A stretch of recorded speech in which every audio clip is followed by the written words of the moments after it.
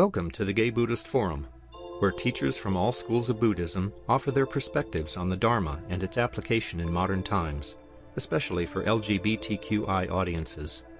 These talks are offered freely to the world and made possible by appreciative listeners. If you would like to support our efforts to share the Dharma with underserved audiences, please visit gaybuddhist.org. There you can donate, find a list of upcoming speakers, or enjoy many hundreds of these recorded talks dating back to 1996.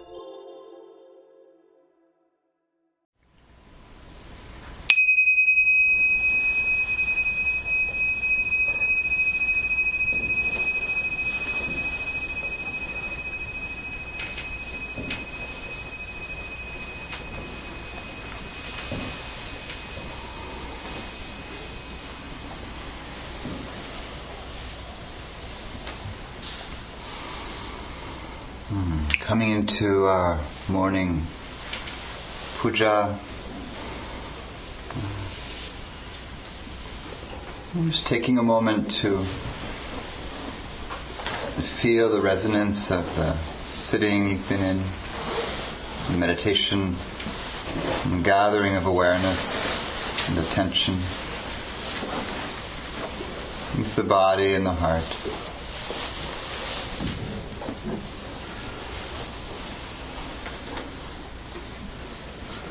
It's a good time to remember your intention, to hear for yourself internally your intention for the day as we start a second full day of practice together.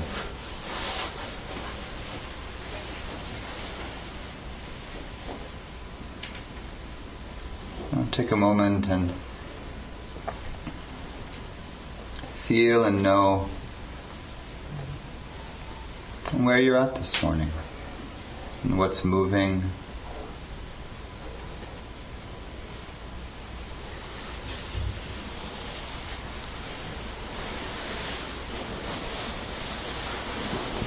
What are the qualities or the states that have been present that are wholesome and nourishing, and that you might invite more of through the day of practice, support and grow the beautiful qualities of the heart.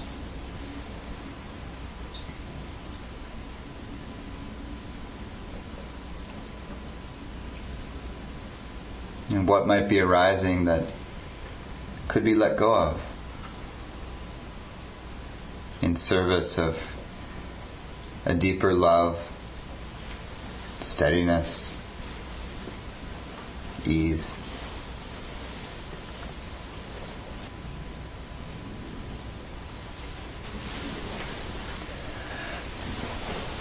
So we'll come into our chanting, beginning with the dedication of offerings. Do we need a little light? Anyone need light to read? Maybe the back two?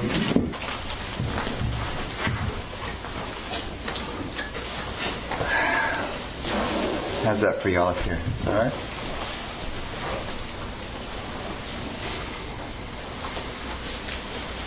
So now that you're beginning to get used to the Pali, an encouragement to try it on, to sing along the strange old words.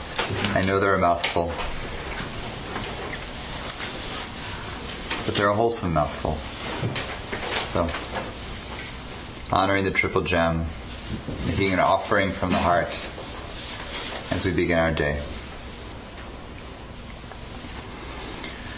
Yoso bhagava araham samma sambuddho suakato yena bhagavata dhammo supatipanno yasa bhagavato savaka sangho Dhamayam bhagavantang sadammang sasangang imehi sakarehi yatara angaro pitehi api pujayama sadhunno bante bhagava suchira parini bhutopi pachima janatanu kampamanasa ime sakare dugata panna karabhute patiganhatu Amha kandi garatam hitaya sukhaya araham samma sambuddho bhagava buddham bhagavantam abhivademi.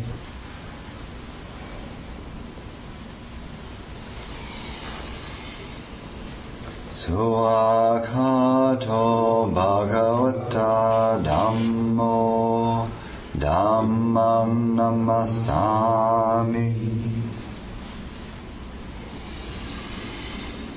Supatipanno bhagavato savaka sangho sanghang namami.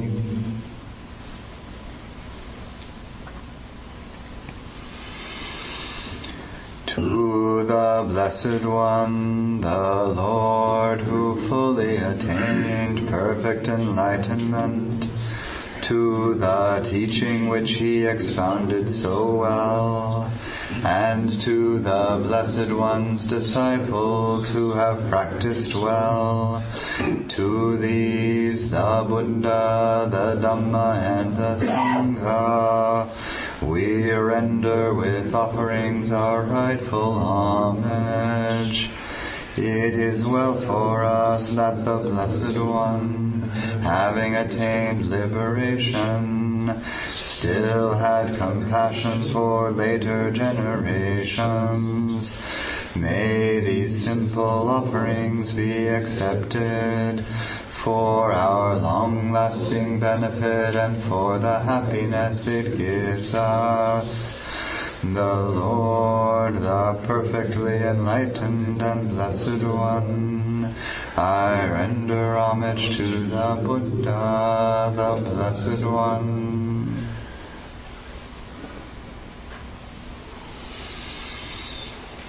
The teaching so completely explained by him, I bow to the Dhamma. The Blessed One's disciples who have practiced well, I bow to the Sangha.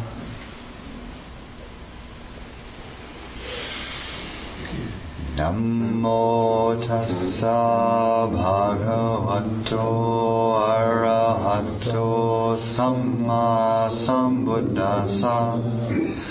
Nammo tassa bhagavato arahato samma sambuddhassa. Nammo tassa bhagavato arahato samma sambuddhassa.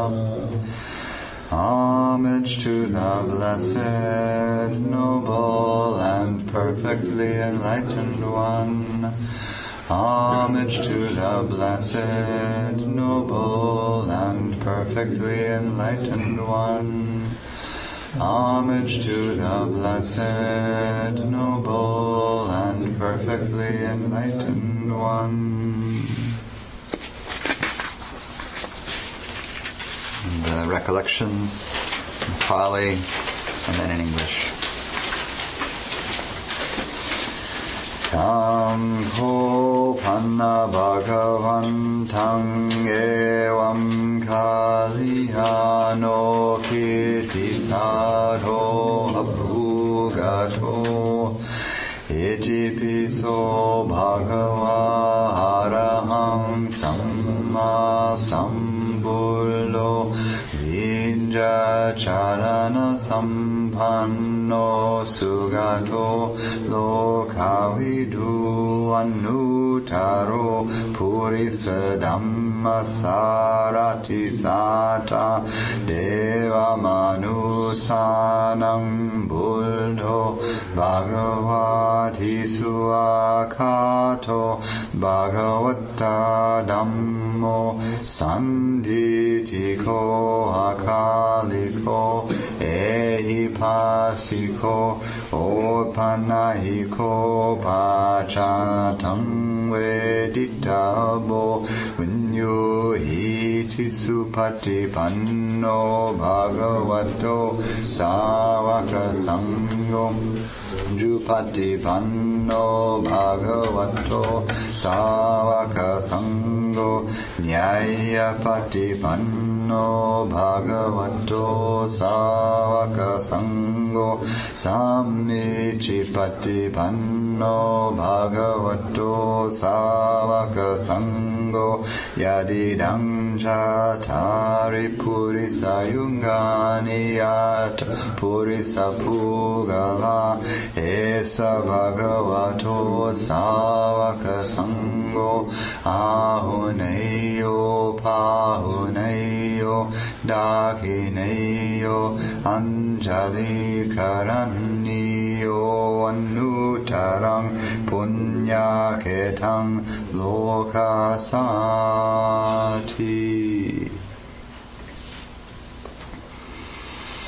A good word of the Blessed One's reputation has spread as follows. He, the Blessed One, is indeed the Pure One, the perfectly enlightened One. He is impeccable in conduct and understanding, the accomplished One, the knower of the worlds. He trains perfectly those who wish to be trained. He is teacher of gods and humans. He is awake and holy. The Dhamma is well expounded by the Blessed One, apparent here and now, timeless, encouraging investigation, leading inwards, to be experienced individually by the wise. They are the Blessed One's disciples who have practiced well, who have practiced directly, who have practiced insightfully, those who practice with integrity. That is the 4 pairs, the 8 kinds of noble beings. These are the Blessed One's disciples. Such ones are worthy of gifts, worthy of hospitality, worthy of offerings, worthy of respect. They give occasion for incomparable goodness to arise in the world. The salutation to the Triple Gem.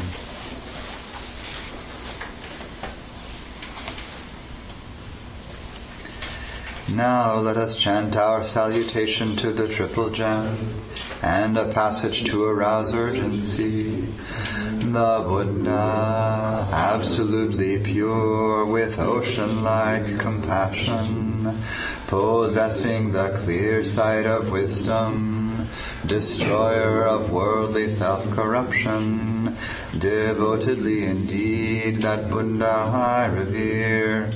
The teaching of the Lord like a lamp, illuminating the path and its fruit, the deathless, that which is beyond the conditioned world, devotedly indeed that Dhamma I revere.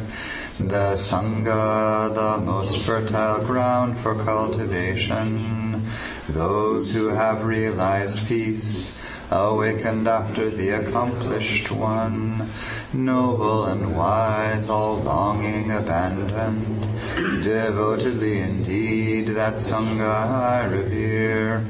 This salutation should be made to that which is worthy. Through the power of such good action, may all obstacles disappear. One who knows things as they are has come into this world, and he is an Arahant. a perfectly awakened being, purifying the way leading out of delusion, calming and directing to perfect peace, and leading to enlightenment. This way he has made known. Having heard the teaching, we know this. Birth is dukkha, aging is dukkha, and death is dukkha. Sorrow, lamentation, pain, grief, and despair are dukkha. Association with the disliked is dukkha. Separation from the liked is dukkha. Not attaining one's wishes is dukkha. In brief, the 5 focuses of identity are dukkha. These are as follows: attachment to form, attachment to feeling, attachment to perception, attachment to mental formations, attachment to sense consciousness. For the complete understanding of this, the Blessed One in his lifetime frequently instructed his disciples in just this way. In addition, he further instructed, form is impermanent, feeling is impermanent, perception is impermanent, mental formations are impermanent, sense consciousness is impermanent, form is not self, feeling is not self, perception is not self, mental formations are not self, sense consciousness is not self. All conditions are transient. There is no self in the created or the uncreated. All of us are bound by birth, aging, and death, by sorrow, lamentation, pain, grief, and despair, bound by dukkha and obstructed by dukkha. Let us all aspire to complete freedom from suffering.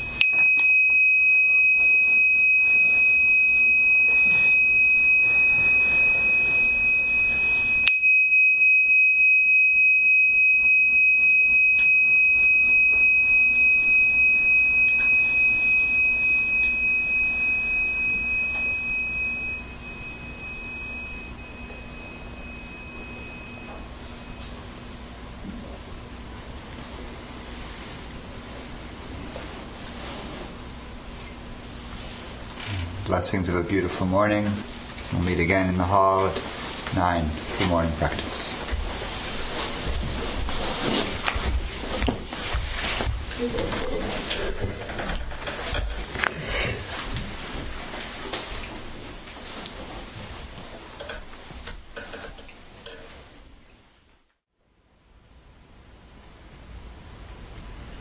Arriving together for morning practice, settling into your posture,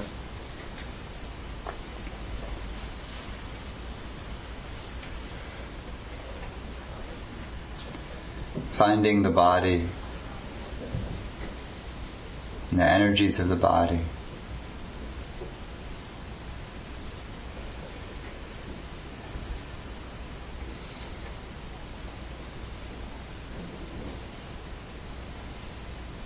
Feeling the uprightness of the spine and the central column of the body.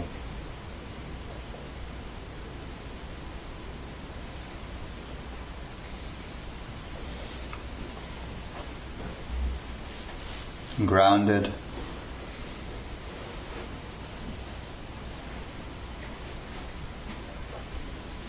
Settling into gravity, intimacy with this earth we rest on.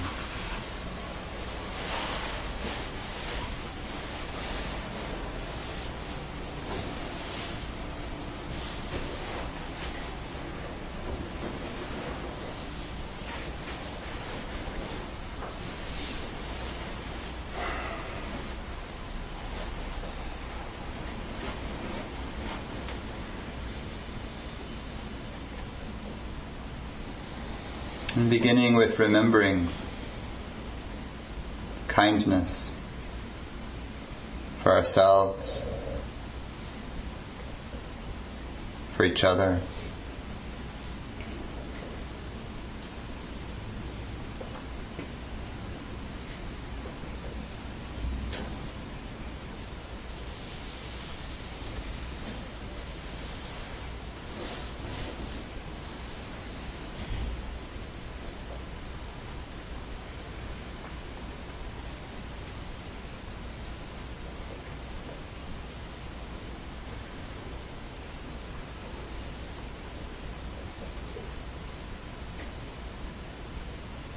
And bringing the rising and falling of the breath to the foreground.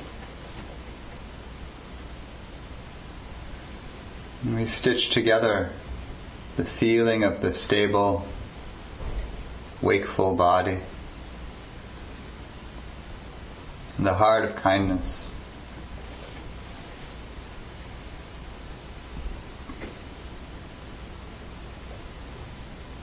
And the steadiness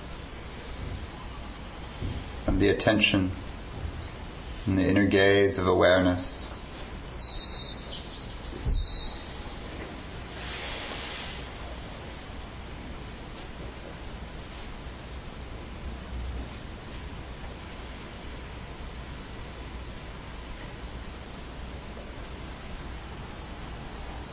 And we come into presence in the here and now, in this temple, this morning, with these people.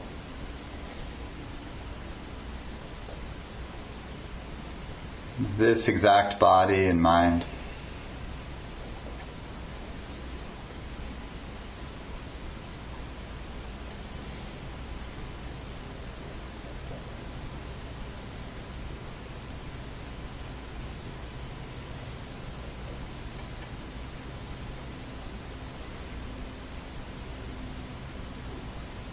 Setting down whatever stories or dramas have followed us into the room from the rest of our life.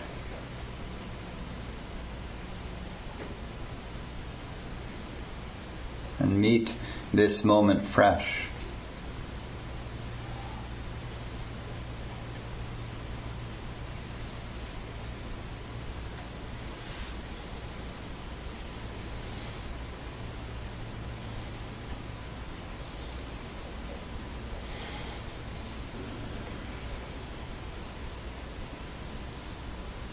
a few suggestions for deepening in our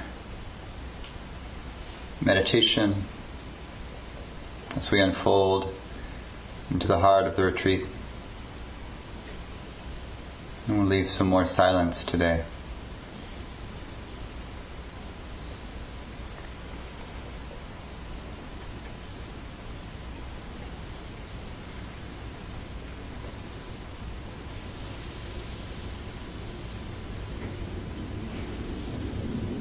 Feeling the rising and falling breath. Knowing with clear mindfulness as the breath comes in, as the breath goes out.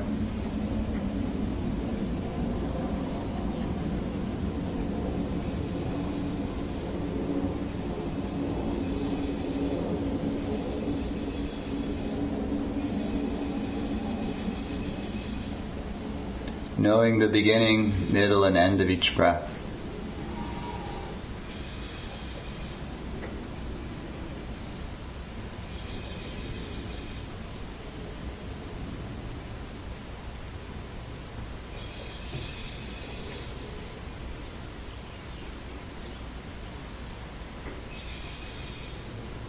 And as you connect with the wave of the breath moving in the body,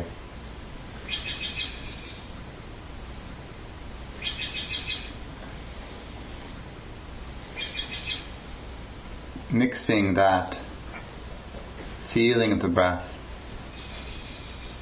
with the posture and the sense of the energy of the whole body.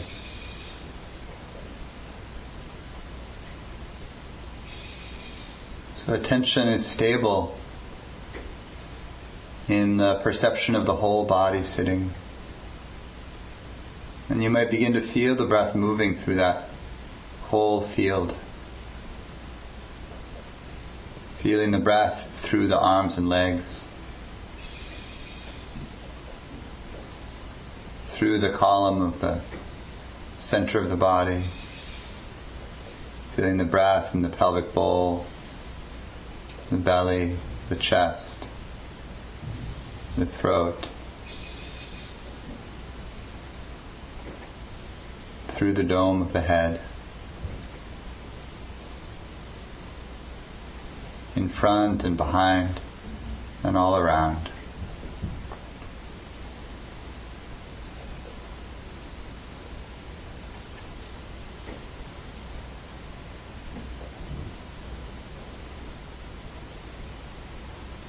Notice the impulse for the mind to wander or to pick up a thought.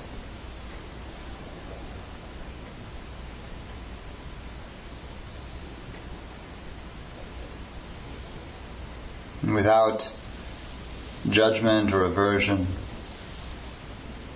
setting that impulse down as soon as we notice.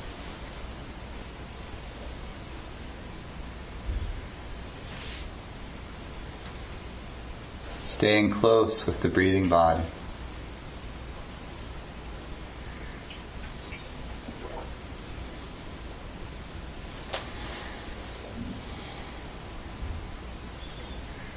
Breathing through the whole body. Relaxing.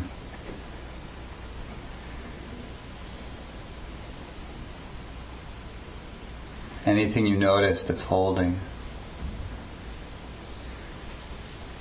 Through the jaw or shoulders or belly or anywhere.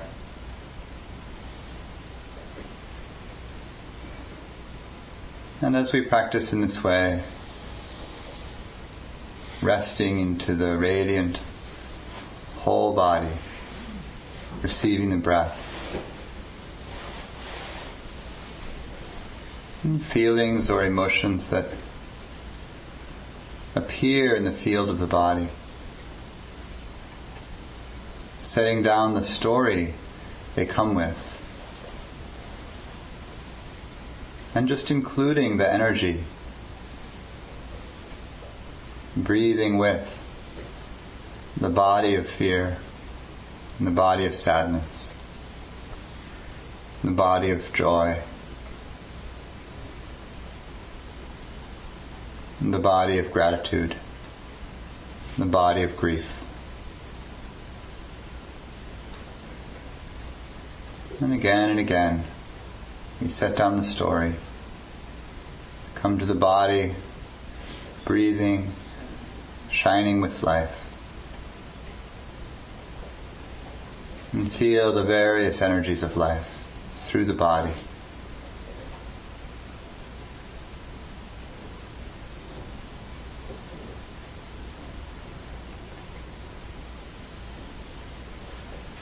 So we'll practice in silence together in this way.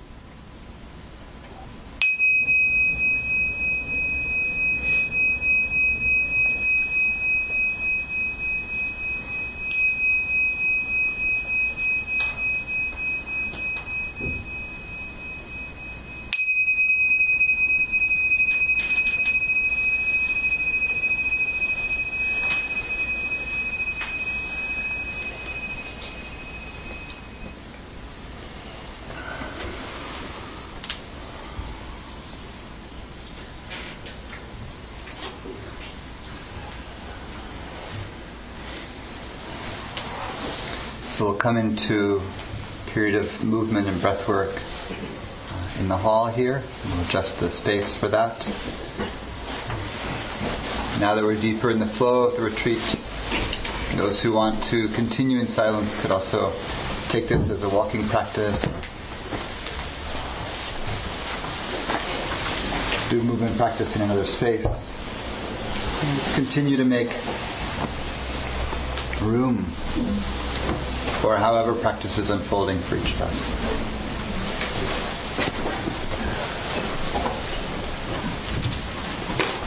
Once again, having enough space around that you could stretch out on the floor.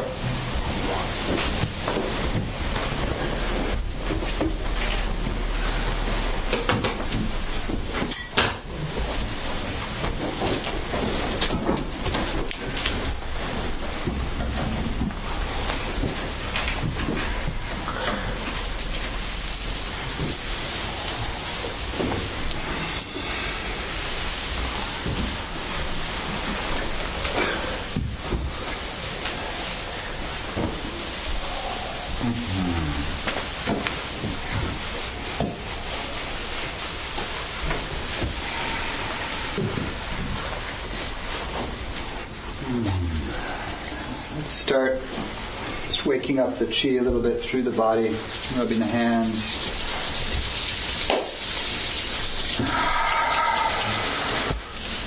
And then just coming down through the face and head, neck. You can rub some more, come up and down the arms, outside and inside.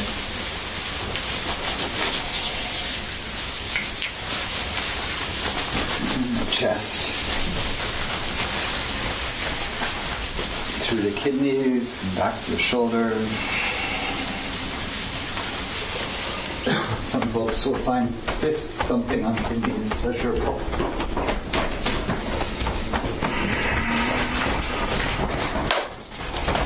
And then down through the legs.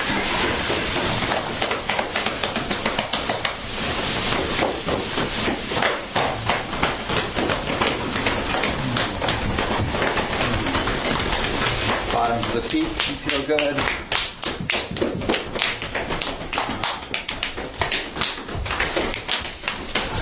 And then with feet wide for a moment, rubbing once more with the hands and the eyes.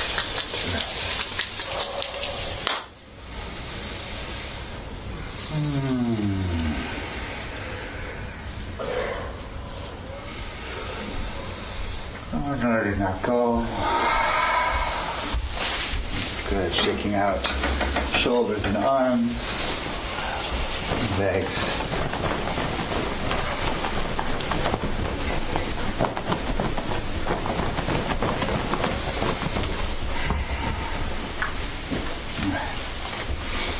We'll start with a little formal breath work and where we ended last time. So come to sitting. Do the 9 breathings practice. I would be remiss to say that in the formal instructions, they encourage you to do this in full lotus. No problem, really. But if you have any kind of tangling your legs up, you can do that here. But the purpose of it really isn't that you have to get your feet on top of your thighs, but it's really to bring the lower body into a contained, kind of locked-in state. So wherever the legs are, bring the spine to a quite straight posture. You can straighten the arms and reach them out, palms open. Draw the chin back slightly. It's a variation of what's called Vajrapani posture in the Tibetan. So we'll do the 9 breaths, 3 on each side, expelling greed, hatred, and delusion, like a cloud of dirty smoke from each side, and clearing the channels, and then 3 in the center. The right hand lifting first. Inhale, open the hand tall, right at the edge of your peripheral vision. Ring finger closes the nostril, and breathing out to completely empty.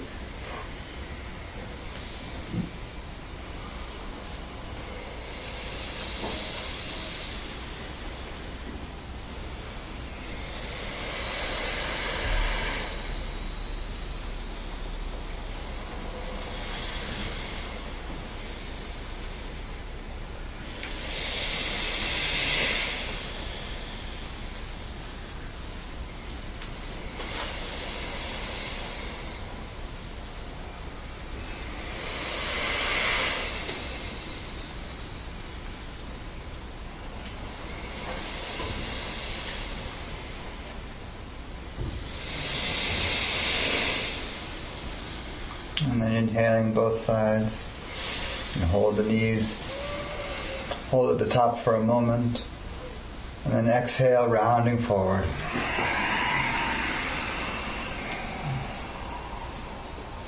And 3 times.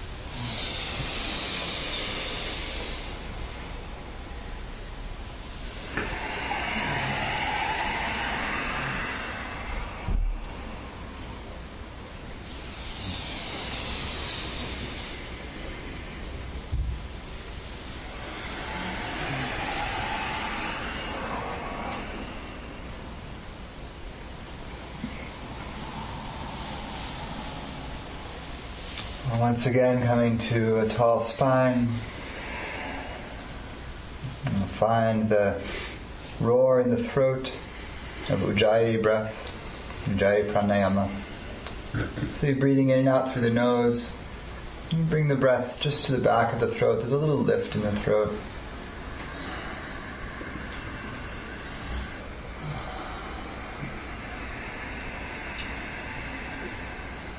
And begin to lengthen and strengthen slightly the breath.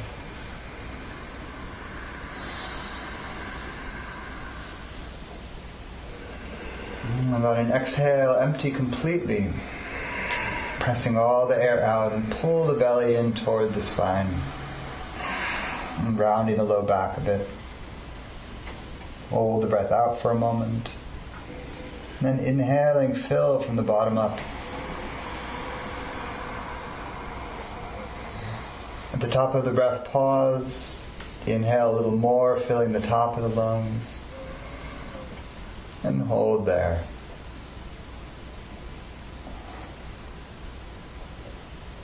Exhaling, release. And all the way out. So as gentle or strong as you prefer, let's do 2 more of those. Exhaling completely. And inhaling. Filling from the bottom up. At the top, pause. And then inhale a little more. Hold as long as feels good to you. And when you're ready, exhaling completely. And the last one in your own timing. Fully empty, hold a bit. Inhale twice and hold at the top.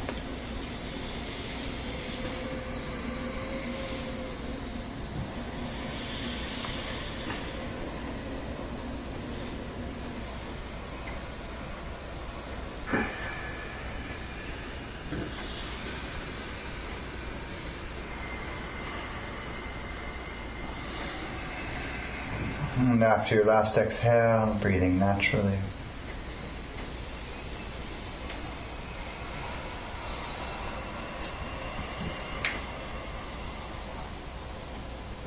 And come again to just the gentle Ujjayi. We'll unbind the legs and come into all fours. Now we'll keep the gentle flow of Ujjayi breath through the flow of postures. Starting with unwinding the spine further. Inhaling to arch, lifting the tailbone and letting the arch pour through the spine. And exhaling, tucking the tail to curl. And the crown drops down. And in the rhythm of your own breath, inhaling to arch and exhaling to curl.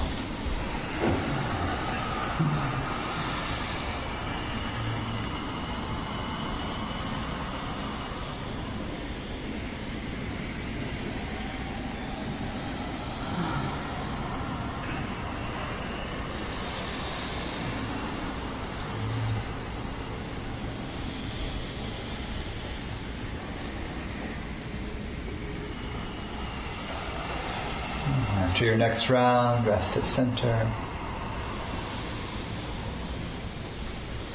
And the variation of bringing the center in a circle. So inhale to drop the belly, and then exhaling, curl around to the side, to the arch. And then inhale around the other side.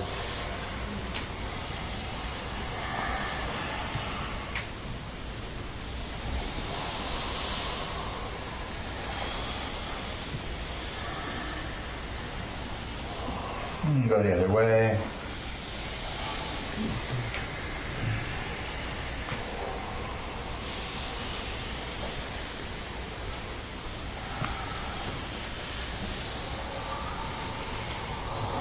And again to neutral at center. And bring the knees a little closer together. And inhale, one leg back, pressing through the heel. And exhale, curl, bringing the nose toward the knee. Inhaling, reach, and exhaling, curl. Let's do 5 of those. Just following your own breath.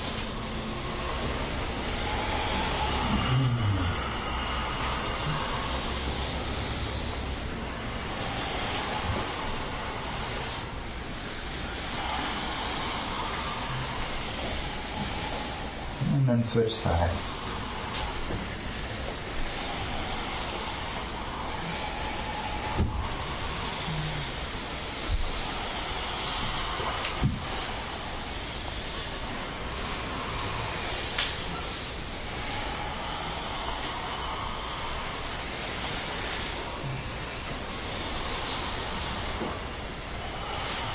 After you've done those 5 and settling at center, you can do a balance variation, reaching one foot back and then reaching forward with the opposite arm, breathing and holding there.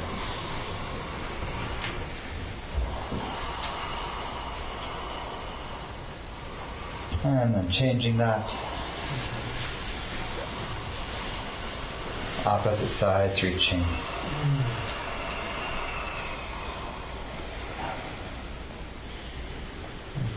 Releasing it. Tucking the toes, pressing the hips up and back. It's not always easy to do a downward dog on the carpets. These are pretty contactful. So if you get enough traction, really press back into a downward dog. Knees can be bent or straight. Hands about shoulder width. Heels dropping toward the ground. And we'll walk the hands slowly back toward the feet. Bring the feet in until they're just about hip width. And just hanging forward. Knees bend as much as they need to find a nice drape in the spine. Head hangs down, crown dropping toward the floor.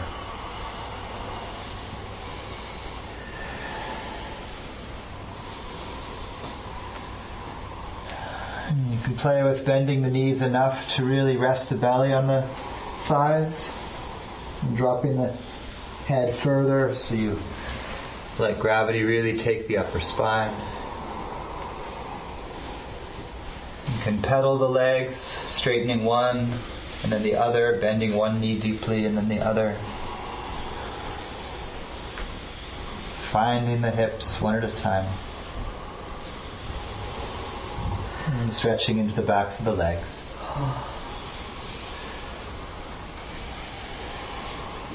And then on an inhale, bring the hands up to the knees and straighten the spine out long, reaching the crown forward. And then folding forward once more. Reaching around the legs, drawing the head down. Bending the knees, sink the butt. Inhale and open the arms out, pressing all the way up. And exhaling to open. And slow with the breath. Inhaling to open. And exhaling, soft knees, hands come down. Just a few of these. Gathering up energy and settling it down.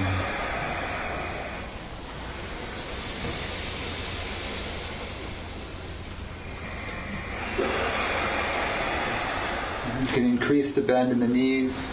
So you lift all the way to straightening, and then coming down, knees bend quite a bit.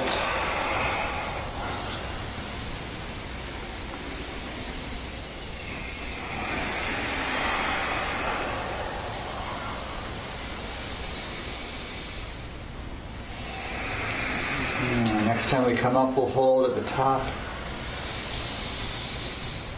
Reaching tall, and then reaching hands to the left, arching through the right side. Left hand can come down to the hip for support or reach toward the floor. Peel the top shoulder open and really feel the outside of the ribs, breathing into the open right side. Full breath brings you back up. And a swan dive forward, neutral spine. Inhaling halfway, long spine. Exhaling to fold. Soft knees all the way up. And exhaling, neutral. Inhaling tall. And the other side, reaching.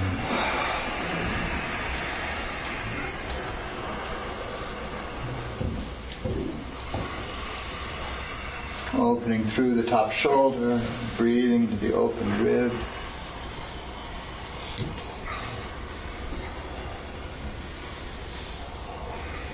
Inhale, flies you up. Exhale, swan dive.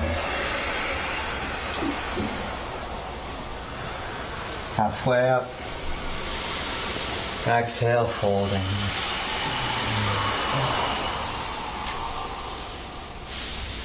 Inhale, soft knees and open up.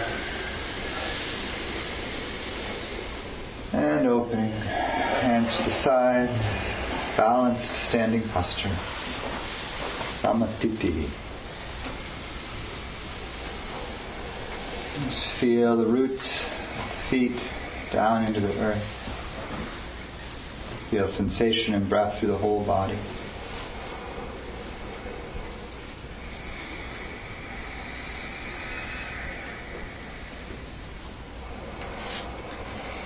Inhaling to open. Exhaling to dive. Bend the knees a lot, fingers graze the floor. And keeping the knees bent, come up into a chair pose.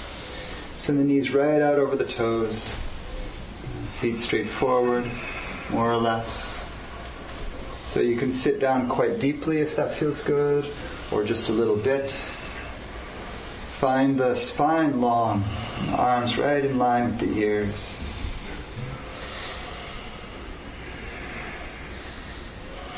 And then staying in the chair, exhaling, swing the hands back, and inhaling up toward the sky. Exhaling, and inhale.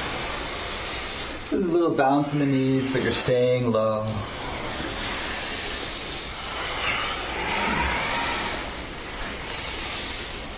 And you can take this with a little momentum if you like.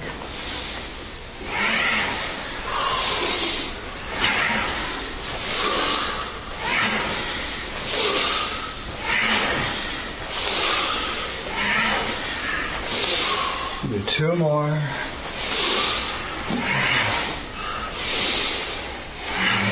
And then you let the inhale take you all the way up. Open. And settle. And again, just feel the result of movement.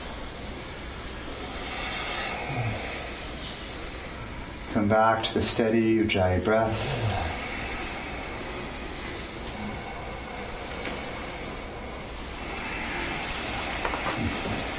We'll open out to a horse stance. Hands to hips, feet a little wider than the hips. Could be quite a bit wider, depending on how low you want to go. How low can you go? It's not important to get super low as much as it is to have the knees right over the ankles so you're not falling in. Open hands can press into the insides of the knees. And again, we'll open the arms here. Inhaling all the way up. And exhaling down. Same thing here with the wide knees.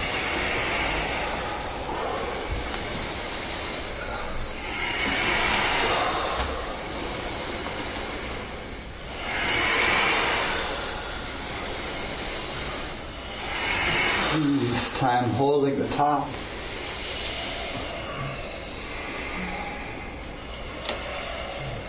And then we'll reach the hands again to the left, bringing an elbow to the knee. And come into a side bend here.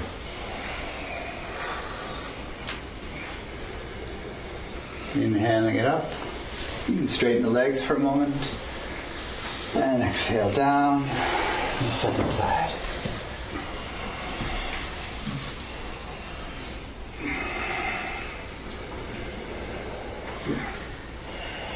Again, inhaling up. Sink down once more, maybe a little lower if you like. And you can bring hands to knees, And swing the hips a bit, pressing forward and swinging back. So you exhale coming forward, and inhale going back.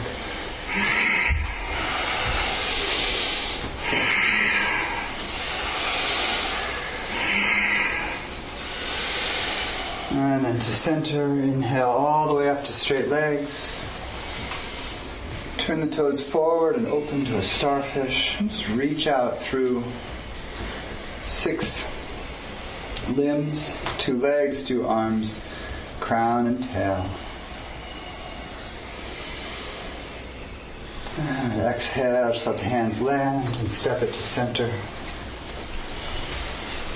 You can unwind the hips at all if it's creaky in there. And once again, just standing.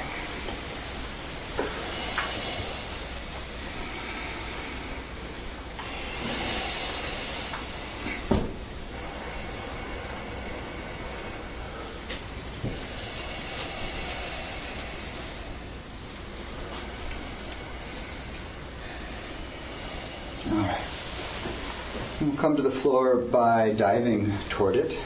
Inhaling to open. Gentle variation of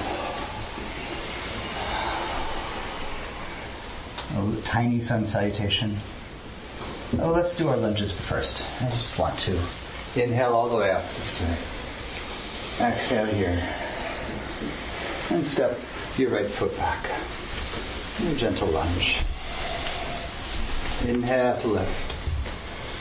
A little more for the legs. And opening the spine. Exhale to dive forward here. Inhale up. 3 of those.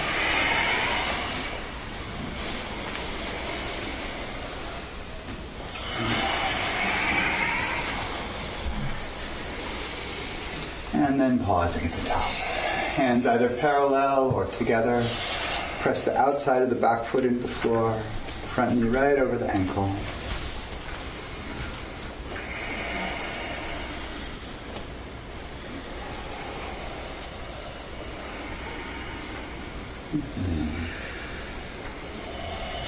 Let's open the hands to the side here.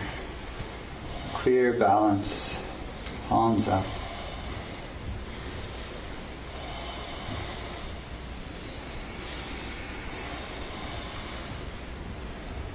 And then inhaling, lift the hands and follow the gaze up. So you're looking right up at your hands. And then we'll exhale and dive forward. Stepping forward. Little inhale, halfway. Exhale, fold. Inhale all the way up. And we'll do the second side just of that. Hands to hips, left foot steps back. Inhaling. And 3 diving. Exhale, folding. Inhaling up.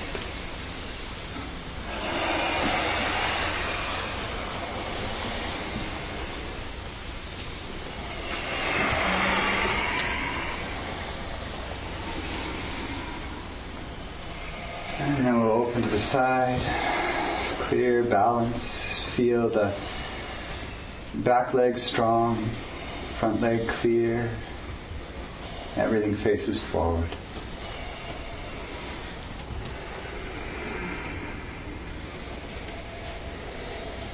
And as the arms come up, inhaling, let the gaze track up for a moment. And then we let it go. Stepping forward. Inhaling halfway. And here we'll come to sit down. Just drop down. And come to a seat. And send the feet out in front.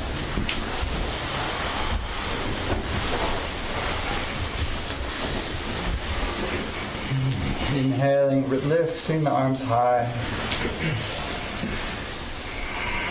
Bring the hands to the sides. Just pressing to the ground either with fingertips or fists to feel the spine as tall as it can be here. And then a couple variations for a forward fold. We'll inhale the arms up. And you can either hold behind the knees, just bring yourself a little forward, or reach for the ankles, or reach for the toes, or over the tops of the feet. Bending the knees a bit is great. Bending the knees a lot is great. We're really going for the length in the spine here. So you might start, if things are tight in the hips, with the knees bent a lot. Find the spine long, and then bit by bit, moving toward the straight legs. A different option is to start with straight legs and just hold behind the knees and use the hands to pull the spine toward upright. Any variation here.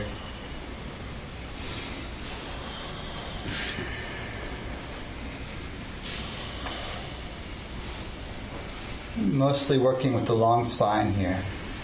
But at the end of the pose, so we can do this now, it's nice to just drop the head, and you can round the spine also here.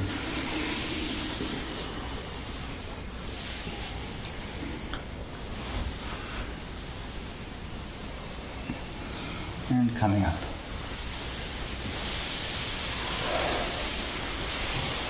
I'm going to share a breath holding practice that looks like a forward fold but isn't. So let's bring the right foot into the inside of the left leg. So you have one leg extended and one leg long. And the formal posture asks you to hold the toes. You can hold them even barely with the fingertips.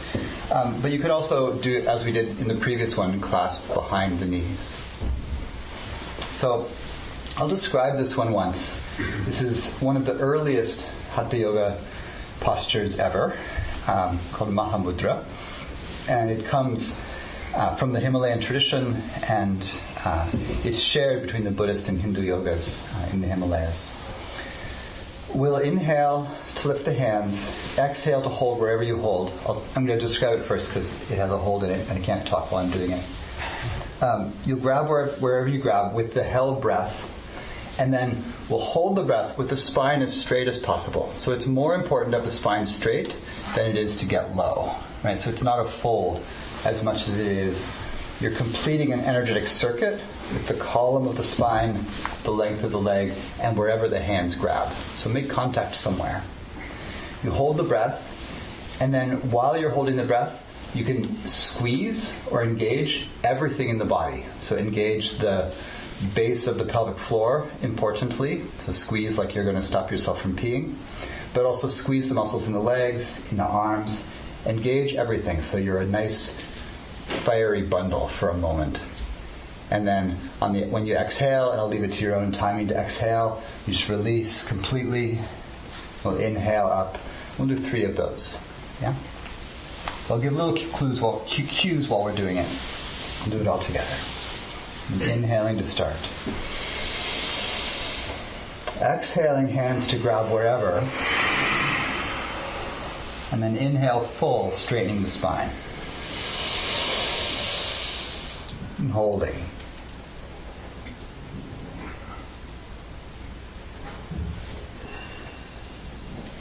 And whenever you're ready, you'll exhale and release. Round on the exhale, let it all go, and then inhale up. We'll do 3 of those. Exhaling to hold wherever. Inhale to a long spine.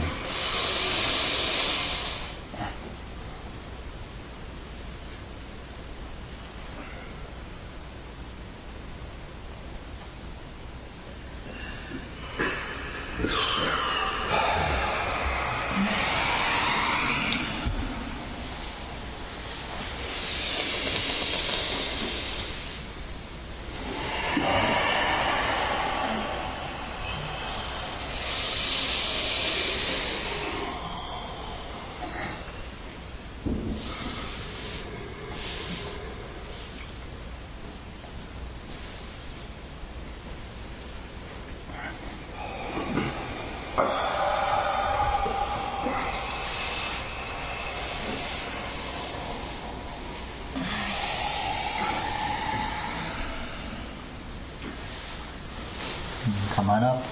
We'll do 3 on the other side to finish this part of practice. So again, holding wherever is easeful, straight spine, and hold the breath as long as feels good. If you know the formal holds in yoga called the bandhas, Mula Bandha, the engagement of the pelvic floor, Uddiyana Bandha, the upward flying bond or lock in the belly, and Jalandhara Bandha, the net bearing in the throat, it's really just a way of saying contain the energy in the belly and really press everything toward the center. So you can do that. If you're not familiar with those, just hold everything, but particularly the pelvic floor. All right.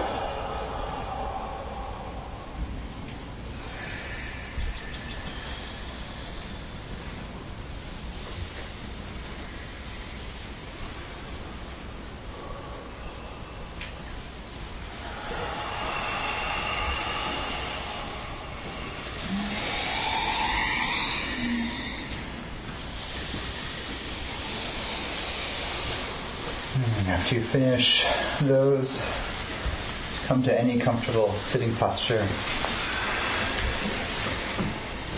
and just receive the energy of the practice. Soft breath. And just washing the energy and kindness through the whole body.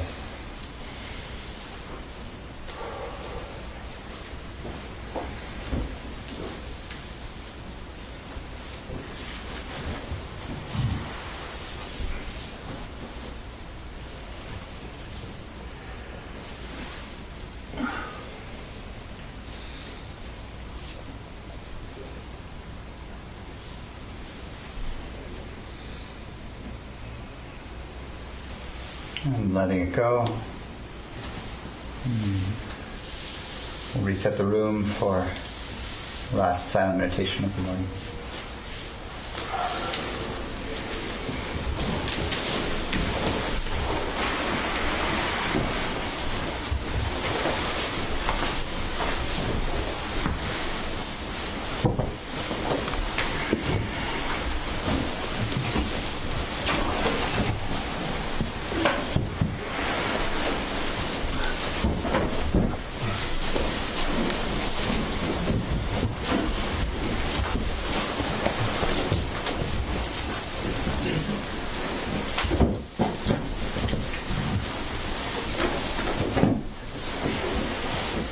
As we set up again for sitting, the sense is that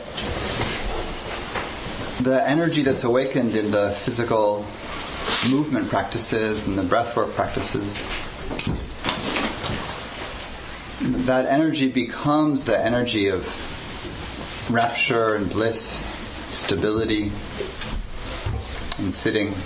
And so see if you can just bring the same mind or the body-mind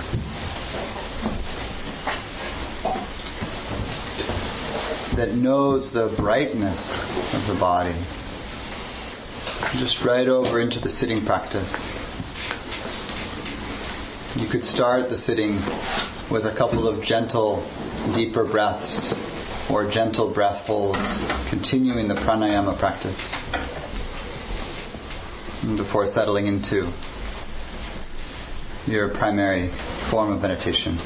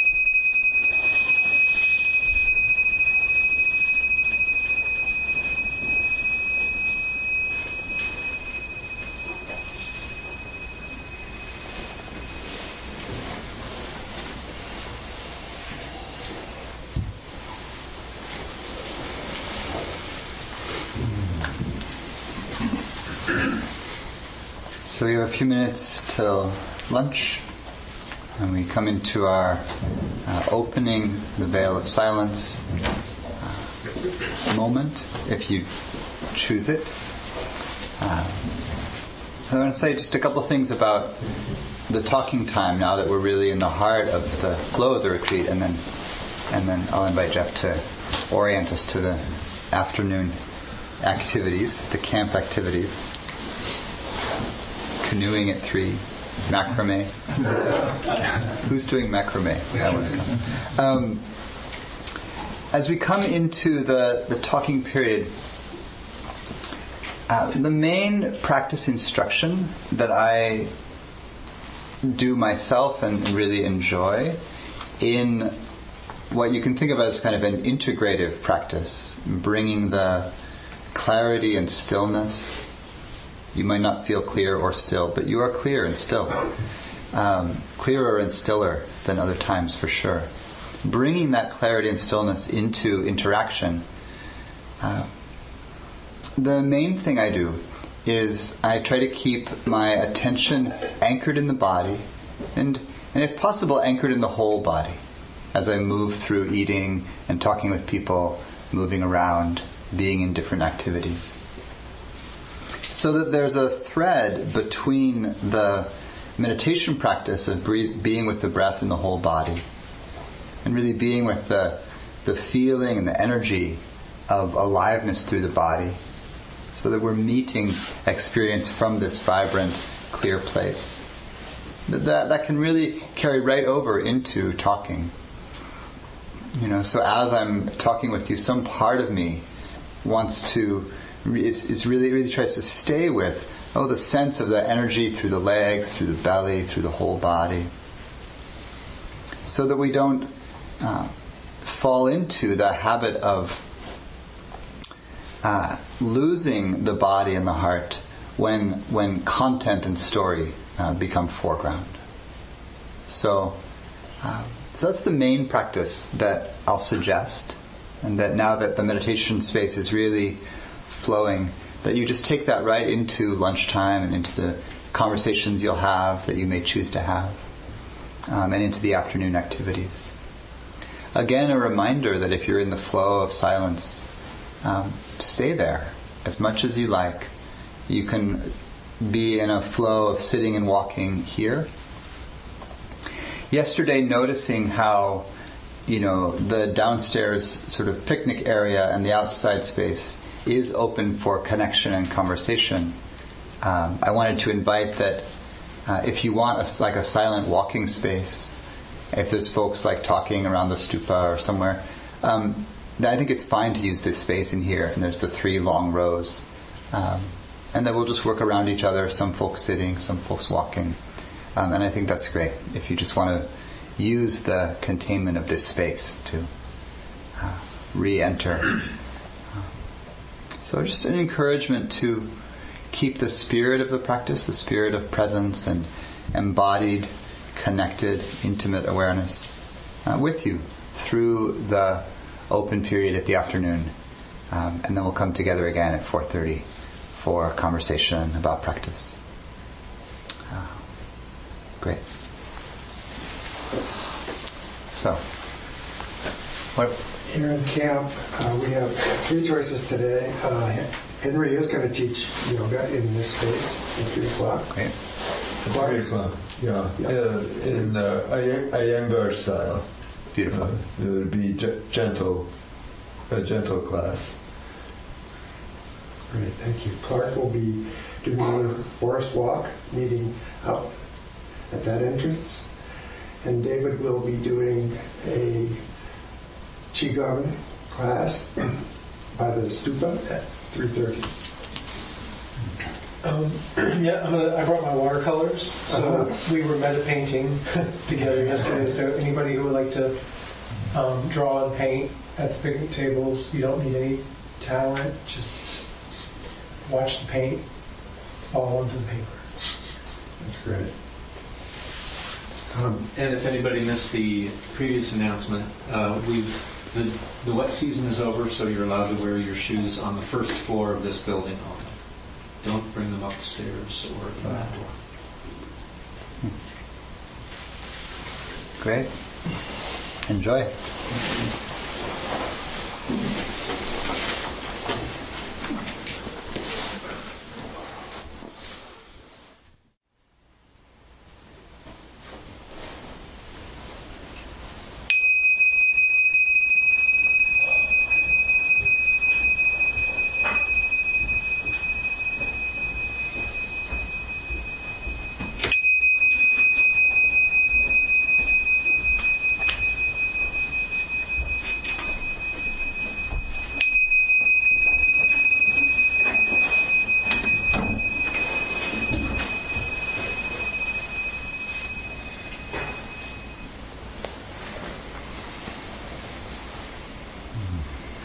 So, blessings of a beautiful afternoon. It's good to see you all.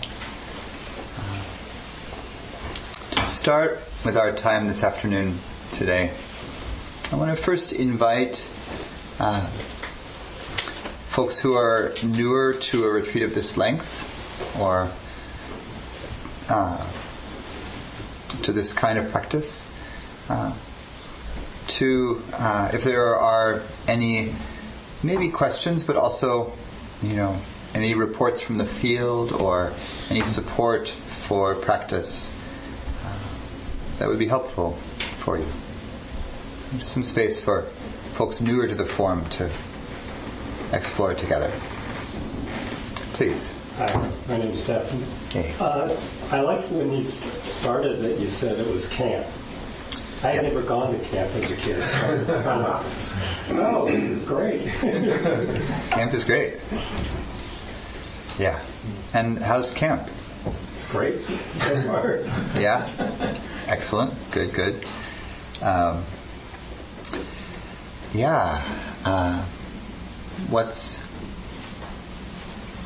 What's drawing your interest in your heart most? It's probably the camaraderie when we had talking. Yeah.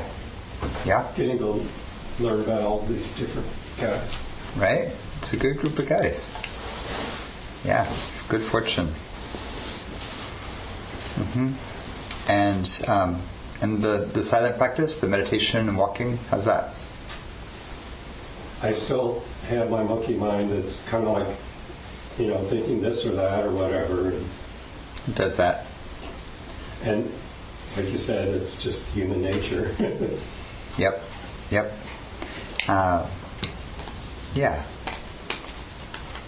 Great. Anything you think you need or would help things unfold further? You're happy just roll in.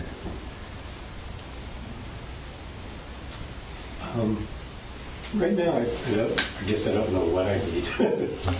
Right? Yeah. So I'll just learn as I go. Great. Great. I'm glad you're here. Very good. Others? Please. So I'm going off of what Stefan just said. I'm wondering if it would help me if you had any advice or guidance around how to deal with monkey mind. I know it might be a tall order. Well, it's kind of the whole topic, right? It's the whole jam. But sure, it's a perennial faith. So I'll say a little bit. It's always helpful to reflect on it, because the monkey mind, such as it is, in this strange way, it's the heart of the whole practice, because it's where most of our suffering flowers, really bugs us. It's where the energies or the emotional impulses of wanting and craving, it's where they really take root and they spin out the stories that drive our lives. So, I think it's classical in a certain way and adorable to call it a monkey. That's from a traditional image of how a monkey swings from branch to branch, so it grasps onto one thing and then another thing and then another thing. So it's really talking about how attention is so fickle, really, or mobile, that we pay attention to one thing for a little while and then something else, catches our eye. The monkey is like primal ADHD, essentially. It doesn't stay with one thing for long, it jumps to another thing. And so that's the quality of the mind that all of the samadhi practices, the stabilizing practices, are meant to deal with. I don't know if any of y'all have paused halfway up the stairway out here. There's a Tibetan block print where there's an elephant being led. It's a winding path. The elephant starts off dark and turns gradually lighter. There's a monkey that sits on its back and a bunch of other characters and things. And the metaphor is that the elephant, the wild elephant, is your mind. And it has to be gradually trained through samatha, through mind training. And there's a verse on it, if you read down into the verse, and it talks about, you train a monkey by pounding a stake into the ground and tying it to the stake so that it can't pull away. And then bit by bit it gets calm and docile, and then you can lead it around and eventually sit on its back, and eventually it turns into a supernatural creature and you fly through the sky of samadhi and so please do that. But the stake is the meditation object. So you choose the breath. You say, I'm going to stay with the breath, or I'm going to return to the breath. It's almost better to say it's an anchor, or it's a returning place, than I'm going to stay with the breath, because the mind wanders and I didn't stay with the breath and now I feel like a failure. But to say that the breath is my home and the mind goes to something else. We say the mind, but to be more precise, really it's attention. The mind is an abstraction, but there's the faculty of attention. What's actually foreground in awareness at any given moment? Because there's all this stuff in the periphery. I can see y'all all at the same time, but I can focus on one person. So you're in the foreground, and the rest of this is in the periphery. The sound of the car is in the periphery. But if I turn my attention to it, or if it pulls my attention to it by being loud or startling, then it comes into the foreground. So we have this field of attention, this field of the senses, sense consciousness, and it's pulling in information all the time from all the different channels. I can see the light flickering on the leaves out the back window. And, some part of my attention logs it as movement and as color and as beautiful and as pleasant. All of these things ping. But because what I'm saying to you or listening to you say has more charge, right? That's where my interest is drawn. That, or the beautiful bird that just sang, it stays in the periphery. And so then I stay focused. Attention is gathered on this thing. But then we drop into silence. This is, partly why focus is easier when the object is active and interesting. So, you're less likely to get distracted when you're, making out with somebody than when you're, trying to observe the subtle rise and fall of the breath. Maybe. I've totally been making out with somebody, and then my mind wanders, and I'm like, don't get distracted now. This is the good part. You were waiting for this for a long time. And then, some part of my mind's like, what's for lunch? Maybe they won't want to do this again. And then I'm like, well, they sure won't if you're just going to think about lunch all the time. Why bother? Focus, man. So training the attention is about both learning to direct attention, so to place it where you want it to go. I'm going to attend to the breath, and I'm not going to pay attention to the memory of making out with somebody or the conversation I had or the birds or whatever. And that's going to mean learning to do a couple of things. One is the main training, the rope that connects the elephant to the stake, which is bringing it back. So mindfulness is the quality that notices that you've gone, remembers that you're trying to do something else, and then you redirect attention back to wherever your anchor is, your home is, the breath, let's say. And so partly that's a training in doing that over and over and over, and you get quicker at doing it. So, the monkey leaps away or the elephant pulls away, and you pull them back. And, maybe sometimes when that energy is so strong, the mind wanders for 20 minutes. You go, oh, I'm meditating. The meditation's halfway over. I just thought for 20 minutes about something else. And then I remembered that I was meditating, and I bring it back. And as that gets stronger, the thing that's getting stronger, that we say mindfulness is getting stronger, what it is the quality of attention that knows what's happening. You're awake to what's happening. So I actually just notice. Now my attention is with, that memory. I notice it quickly. And you start to notice it quicker and quicker. So don't worry about how many times you come back. It's actually great to come back lots of times rather than only once in a meditation, right? If you were lost that whole time. So one thing is just coming back again and again. The other, which is sort of the deeper step, is the one that, in a way, sometimes the instruction that I'm giving to start with quieting the mind jumps to, which is to say, start off with quiet, and then stretch out that quiet. So start off by setting down the story, and figure out what it feels like for the monkey not to be reaching for a branch.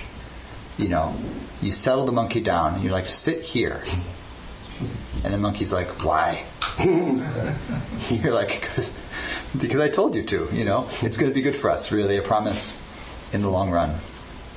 So the monkey sits down, and the mind is quiet. Then you direct attention to something, and you can direct that attention initially. I really like directing attention just to the silence itself. Actually notice the silence of the mind. And that can become a bit of a meditation object.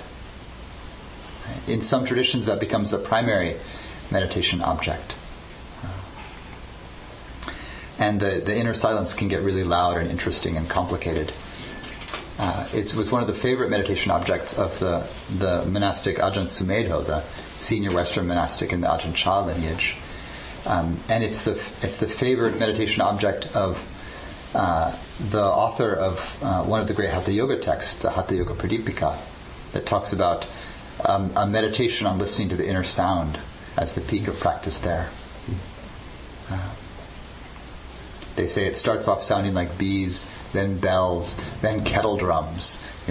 As absorption deepens and the silence deepens, this kind of mystical sounds arise. Don't worry about that. If you're hearing kettle drums, let me know. I just hear my tinnitus. Yeah, well, tinnitus is really interesting, and there are some folks who have used tinnitus as a meditation object, and some folks, I know a couple folks that have really enjoyed doing that, and at least one who was like, I can't stand that, I'm not going to do that. So you can choose, but it is a phenomenon that you can tune into, and if you find it unpleasant, if you find any meditation object unpleasant, don't use it. Like, it's not useful, I think, to train ourselves to have as a home base something we don't like. Right? Find something pleasant. So then I would turn my attention away from that sound if it's there. But so you can use the silence of the mind as an object, or you can stick your attention to something like the breath or the sensation of the body, a touch point, a mantra.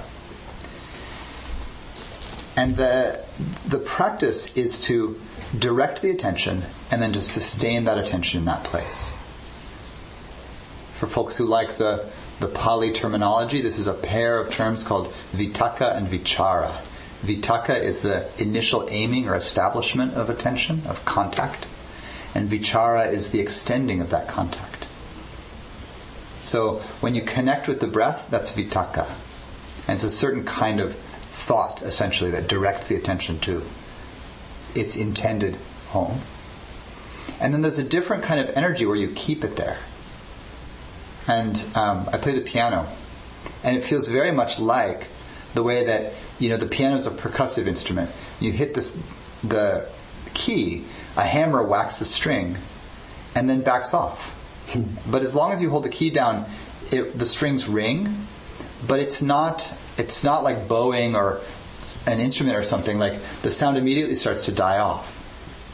So vitakka is like striking the object with attention. You make contact, and then as you sustain it, the intensity of that contact inevitably begins to fade. One of the reason the monkey keeps reaching for new branches is that it's addicted to novelty and charge. So it likes things that are interesting. It's a kind of addictive mind, essentially. It wants constant new stimulation. It loves TikTok. To everyone's detriment, perhaps.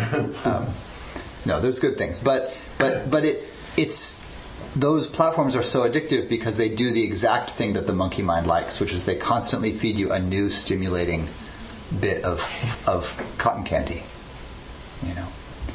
And so in meditation, we have to work with this system, make contact with something.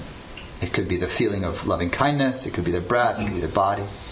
And then sustain that contact while the intensity of it begins to fade, and then reestablish. So in the beginning, there's a lot of like reestablish, and it fades a little bit, reestablish contact, it fades a little bit. Mostly I try to strike or reestablish contact at the turn of every breath when I'm doing breath practice. So I breathe, I feel the beginning of the in-breath, and I try to stay with it without getting distracted for just the length of that one breath. I'm not trying to stretch it super out long yet, enter a deep, long samadhi. In the beginning, I want to just be completely there with the inhale, and then the turnaround is enough change to ping the mind to be like, make contact again. Don't just space out through the turnaround and be like, now I'm in a sort of wash of the breath flowing in and out forever. That's very boring. And I cannot stay with it. So I'll inhale, exhale. And that's one of the reasons why all of the inner naming practices can be helpful. If you're doing the practice of naming the breath, where you just say in, out, that can help. I use the mantra Buddho. So I say Bud on the inhale and Do on the exhale. That's a popular practice in the Thai Forest Sangha. So I like that. The word Buddho, like Buddha, means awake. So it's a good reminder. Wake up, wake up, wake up. But sometimes even that is too slow for my monkey mind.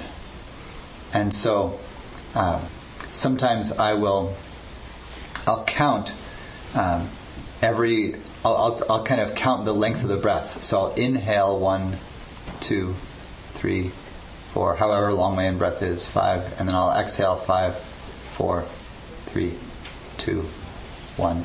Like I won't even try to count the breaths with like one count in between the whole breath cycle. It's way too long. I will lose the plot between one inhale and the next.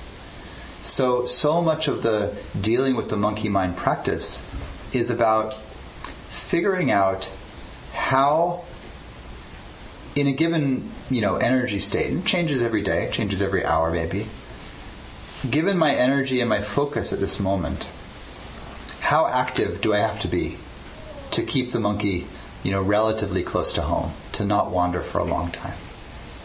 If my mind is pretty relaxed, as it sometimes is on we're getting into the retreat here, you may be able to just make contact with the breath and then rest with the breath, several breaths rising and falling, not much interruption. And then you feel the impulse, the mind starts to get pulled by something, you notice it. And the discipline partly is don't get too complacent, like don't go for tranquility too soon. And the mind wanders. And as you get quieter, you just get more skill in doing that. Right? So you bring it back quicker, you sustain it for longer.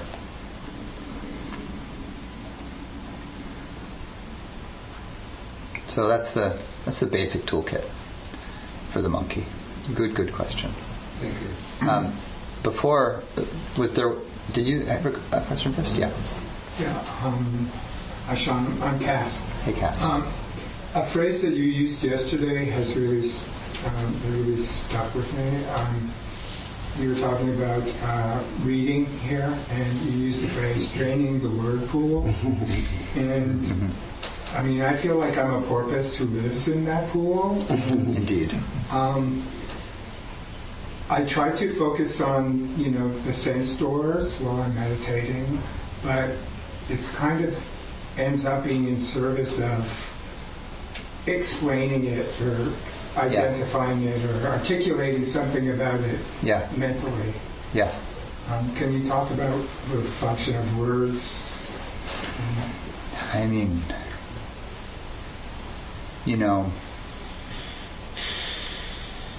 from a certain lens, words are everything.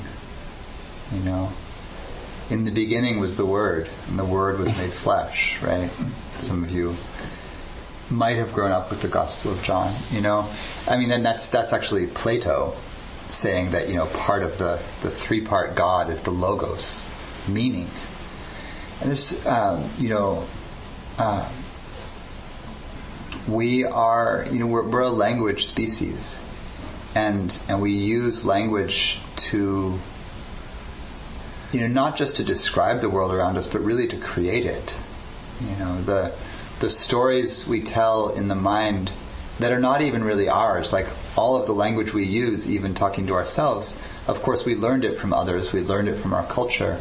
The concepts that energize our inner stories are cultural concepts. If I'm thinking about love or loss or fairness or justice or who I am or what things mean, what I'm doing is participating in a conversation that goes back millennia. And there's no way for me to have an inner conversation about who I am or what things mean without being in relationship to, my ancestors who used this language and related languages, my family who raised me with these worldviews, the views of my culture around. And and as we know well in the social and political worlds, the changing meaning of a word is extremely important, and carries real weight in the world. If you redefine a word that's important, especially to people's identity, the whole system around how we relate to each other changes.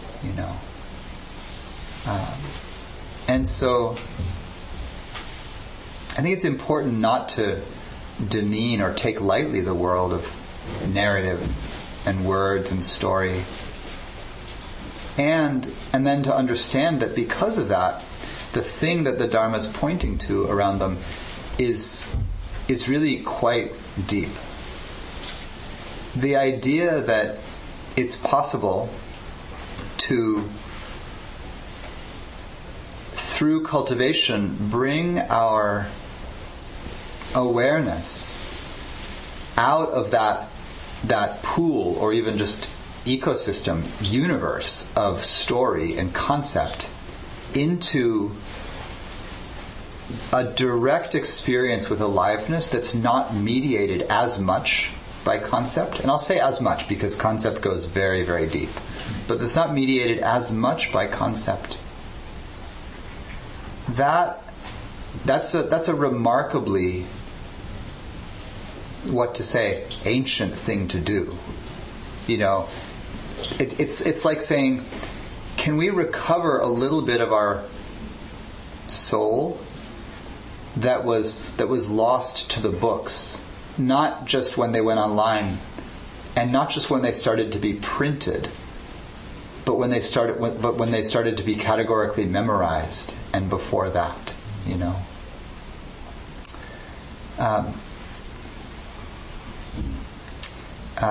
In one of, I suppose we're talking Plato now. I don't know what's going on, but you know, in one of Plato's dialogues, he actually puts into Socrates' mouth the thought that now that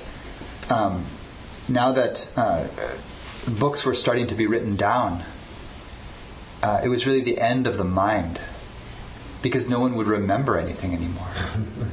It was the end of the oral culture, right? Where people would remember the entirety of the Odyssey and tell it from memory in verse. You know, in the Buddhist world, there were monastics called banakas, reciters, who would train themselves to remember an entire portion of the canon, like the entire Majjhima Nikaya, the middle-length discourses, which is a book the size of a doorstop with 152 substantial discourses in them, and they would memorize them. You know, there still are a couple of these people alive in Burma that I know of. And so but for the Buddha to propose that stories, mental formations, we hear in the morning chant, you know, mental formations are not self. Mental formations is a translation of the word sankhara, which refers to the whole complex of cognitive structures that defines who we are and how we move through the world, the choices we make. For the Buddha to say sankhara, along with everything else, form, feeling, perceptions, formations in consciousness, are impermanent, unsatisfactory, and selfless, is radical. It was radical for the time, you know, in an oral culture. And it's radical now, even more so, just as much then. Maybe it's not that different now that, you know, books are in a slightly different form, but we still rely on culturally conditioned and implanted narratives to understand the world and who we are. So it's very deep. And the invitation here, then, is what happens if you step outside that, we'll call it matrix, for a little bit. What's that like? And if you want to play with this, I think one of the easiest doorways to this is actually through the practice of listening.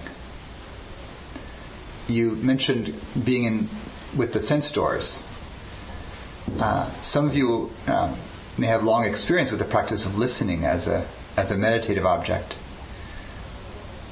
One of the wonderful things about listening, a few of the wonderful things about listening as a meditation, is that it's obvious that the sounds you hear are not you. So I can hear the creek and the birds and other people's voices. And it's not confusing what those are. Sound is also the sense door that communicates to the mind the dimension of space. So when you hear things, you can tell how far away they are. And because of that, when you're in the realm of sounds, when sounds are foreground, you can let the attention be very spacious. It's not like a laser focused attention. It's not like the breath in the heart center where I'm just like... Sounds is a very like open out kind of meditative object. And sounds come in the same channel as the inner voice. So the part of me that might be talking to myself, it's easier to quiet that by turning by not listening to it, essentially, by listening to something else. So I listen to the creek. But try this. Listen to the creek.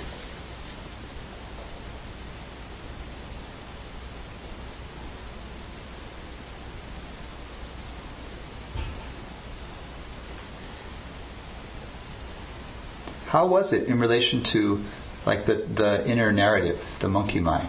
Was it easy to just turn attention to that and not have words there for a little bit? Yeah? It's a beautiful and very easeful meditative object. And so what happens when we do that for a while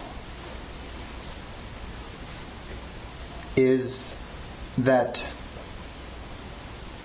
seems to be that we can learn to demote, in a way, the world of concept, the logos, from its seat on the throne, where it defines the world. Like what a thing is, or what it means, what its name is the definition of the world.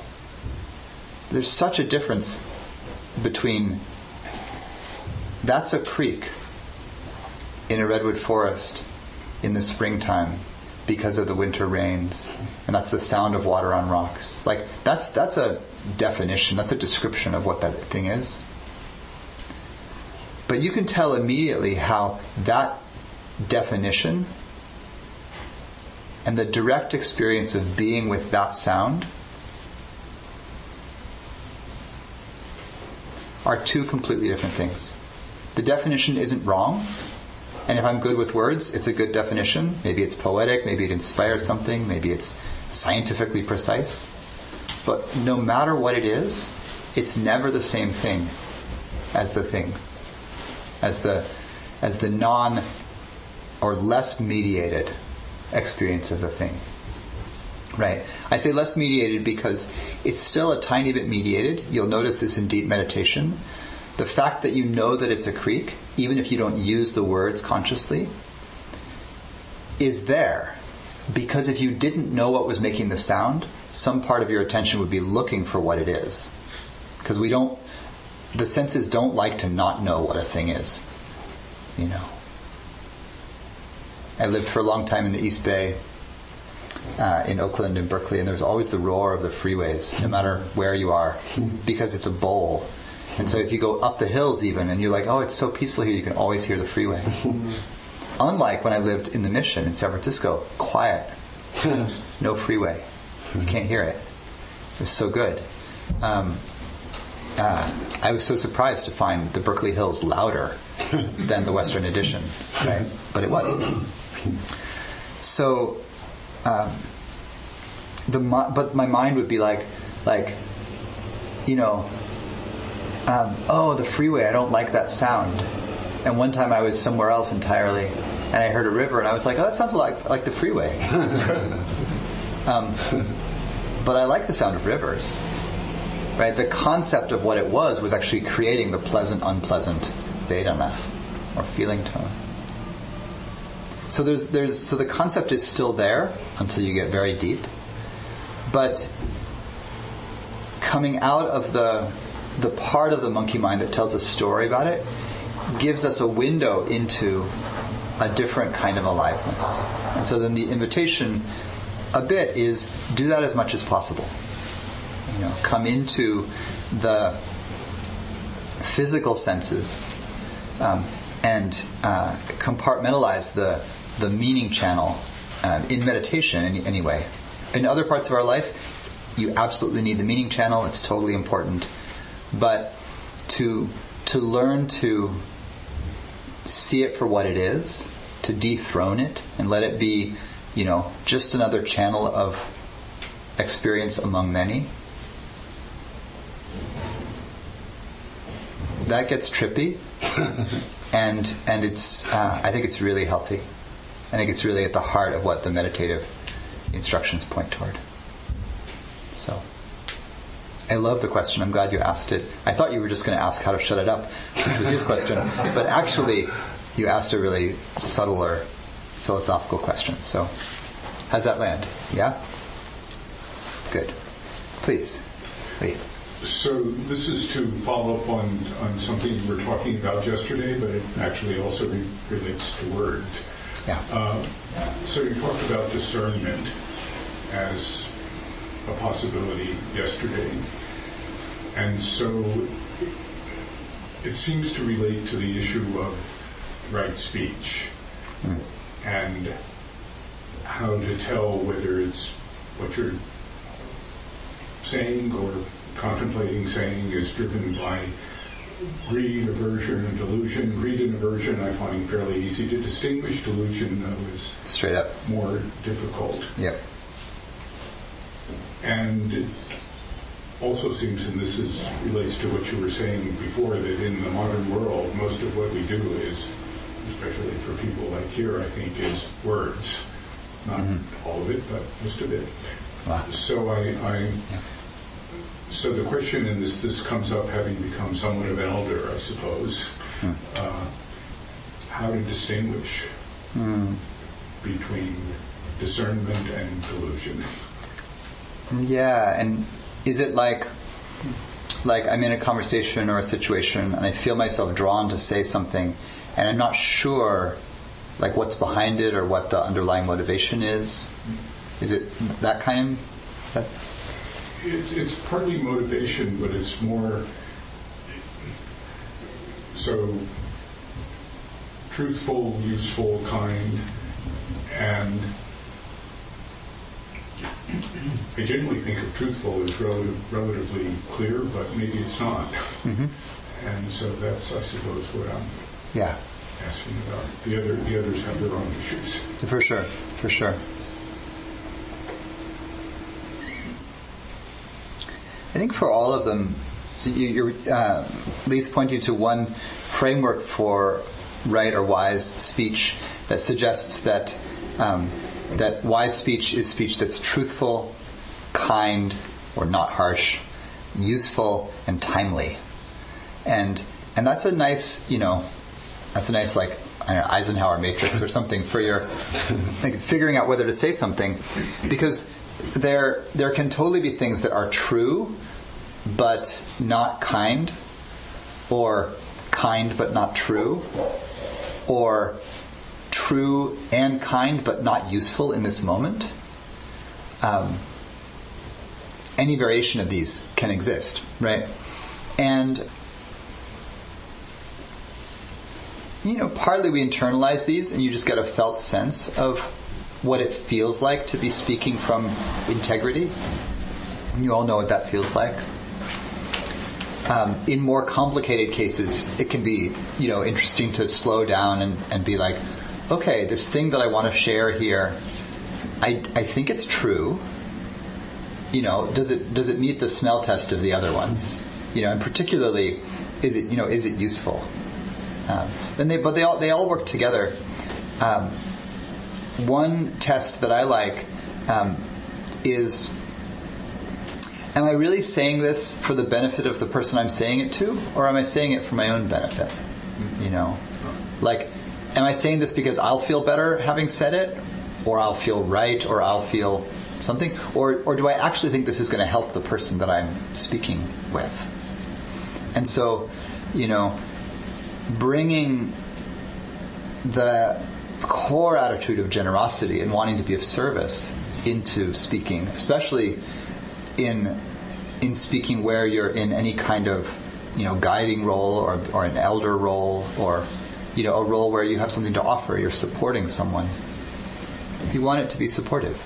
And so, sometimes I'm up here answering questions and somebody asks something, and the place my attention goes perhaps is towards some super abstract philosophical direction, and I'm like, wait, this exact person I think would be best served by a very direct answer about, in this very simple way, this thing. And then this other person, I'm like, this person could hear some Socrates, and just try to figure it out, what's going to be useful and timely here. And the reason I asked about motivation is that, the piece about delusion and discernment, I think it does come into speech partly in that for all of the the action realm of our practice, all of the relational actions, speaking, acting, different ways, the thing that creates charge, and that's another way of saying the thing that creates karma, that creates momentum into the future, is both the intention that we bring. Why am I doing this? Why am I saying this? And then how that intention meets the general conditions. So I can be well-intentioned and it can still have a painful impact if I'm not wise enough about the conditions that I'm speaking in. But the thing that classically, according to the Buddha, creates the heart of the karma that goes forward is my intention. And so I want to know, why am I saying this? And one of the places that delusion can come that's completely common, and it's just it's kind of always this way, is that intention is rarely pure. Right? I want to be I'm well-intentioned, or in this moment I saw that I was not well-intentioned, But actually in lots of situations there's a little bit of both.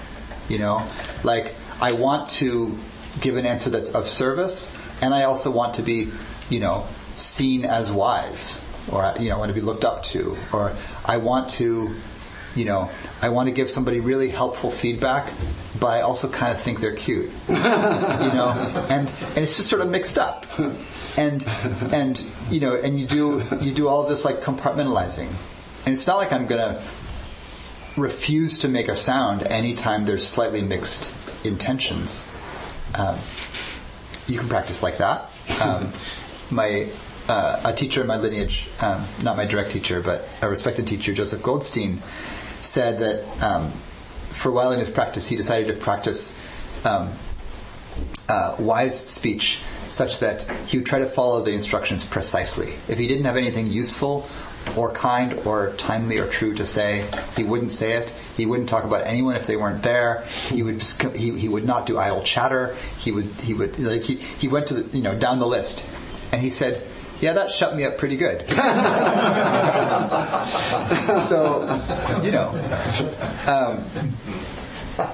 I think what I want to go for in wise speech is not even so much how do I know that a certain utterance is really wise, or really comes from the heart of good intention, or follows the rules of wise speech.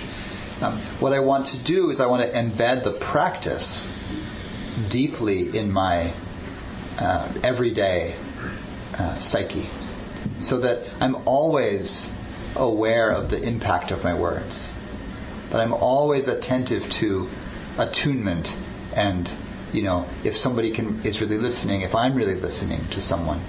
And that the practice of wise speech is to habituate a kind of, a wise relationality, really, to really care for the people I'm speaking with, and then just do my best. And if I make a mistake, I'm like, oops, that was awkward, then you apologize and, keep going. It's, yeah. So, yes, and then. Thank you. I'm Grisha. Hey, Grisha. And, thank you. Word around camp is we're really appreciating your teaching wisdom. I'm enjoying it. Camp counselors are grateful. I wonder if you could share some wisdom on how do I phrase this? Well, I have an aversion to old age, sickness, and death. But my strongest aversion. I'm sure you're the only one. My strongest aversion of the three is to sickness, which in this case I'm thinking about is physical pain. Yeah. And, in my 20s, I would hear people say, I have chronic pain disorder. I'd be like, oh, my eyes, take some Advil. But now I'm one of those people. Like, I'm always in pain. I have jacked up knees. We just got really sad news from my doctor on my foot. That, I was thinking I was going to have surgery, but, no, it's not correctable. I'm just going to have to be in pain. And so it's really, pain wants my attention. Yes. It wants my attention constantly. Yeah. And it's, it won't let go. Even, I've been practicing with it because I'm not really, my hips and legs don't like sitting on cushions, but I've been sitting there and I've been can I just sit with this discomfort, this unsatisfactoriness of my knees aching, and try to use that to get used to it. Right. But anyway, I think you get it. For sure. First of all, my compassion for the life of chronic pain to anyone who suffers from ongoing pain.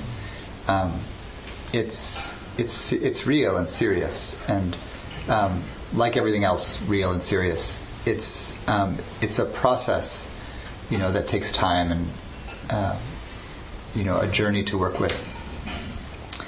And the Dharma is in a certain way all about this, right?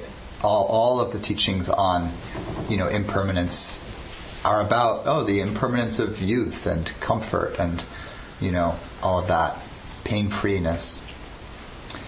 But in a practical way, do you find that you can bring your attention to it and then bring your attention somewhere else? The amount that it pulls on you, how much agency do you have with whether you fall into it or whether you can place your attention on something else?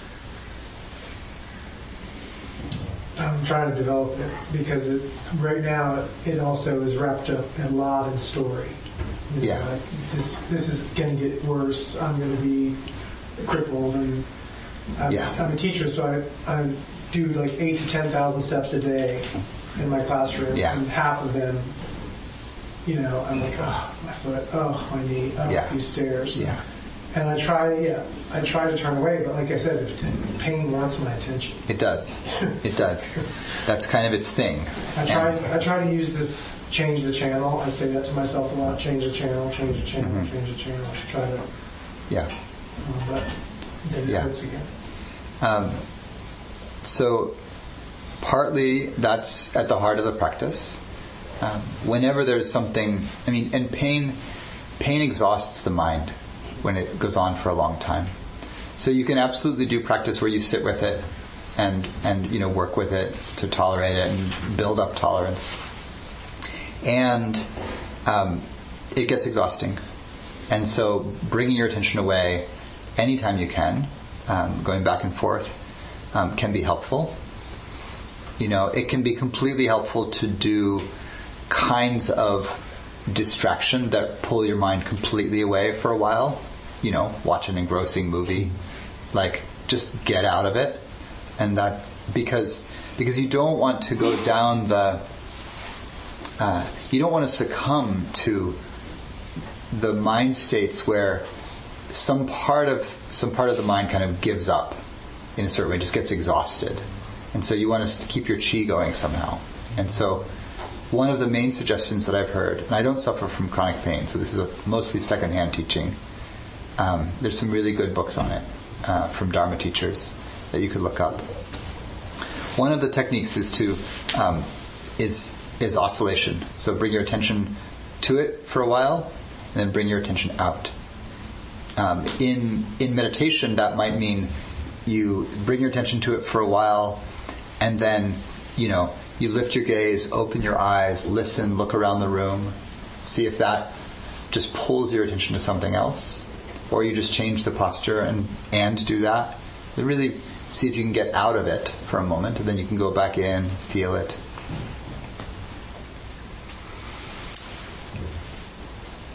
Coming out of the story will be a huge part of relieving some of the suffering. The story that I'm going to become like this, or it's going to be like this forever. That story holds so much of why it's suffering. Pain is painful. But those stories hurt in a different way. They hurt the heart in a certain profound way. Right? They point toward giving up in some way. And so, working with those, some of working with that can be, bringing other thoughts in to counter them. That's kind of the, cognitive behavioral sort of direction. Like, I'm going to become a cripple. It's like, you don't actually know that. That's not clear. What will happen in the future is not clear. What's happening now is just this. The pain isn't a constant, it changes. It doesn't entirely go away. Look for the moments when it decreases even a little bit, so that you can start to learn and tell yourself, when you say, it's always bad and it never changes, or it's never going to change, you've looked for the evidence that it does change, even if it doesn't do what you want, which is to go away entirely.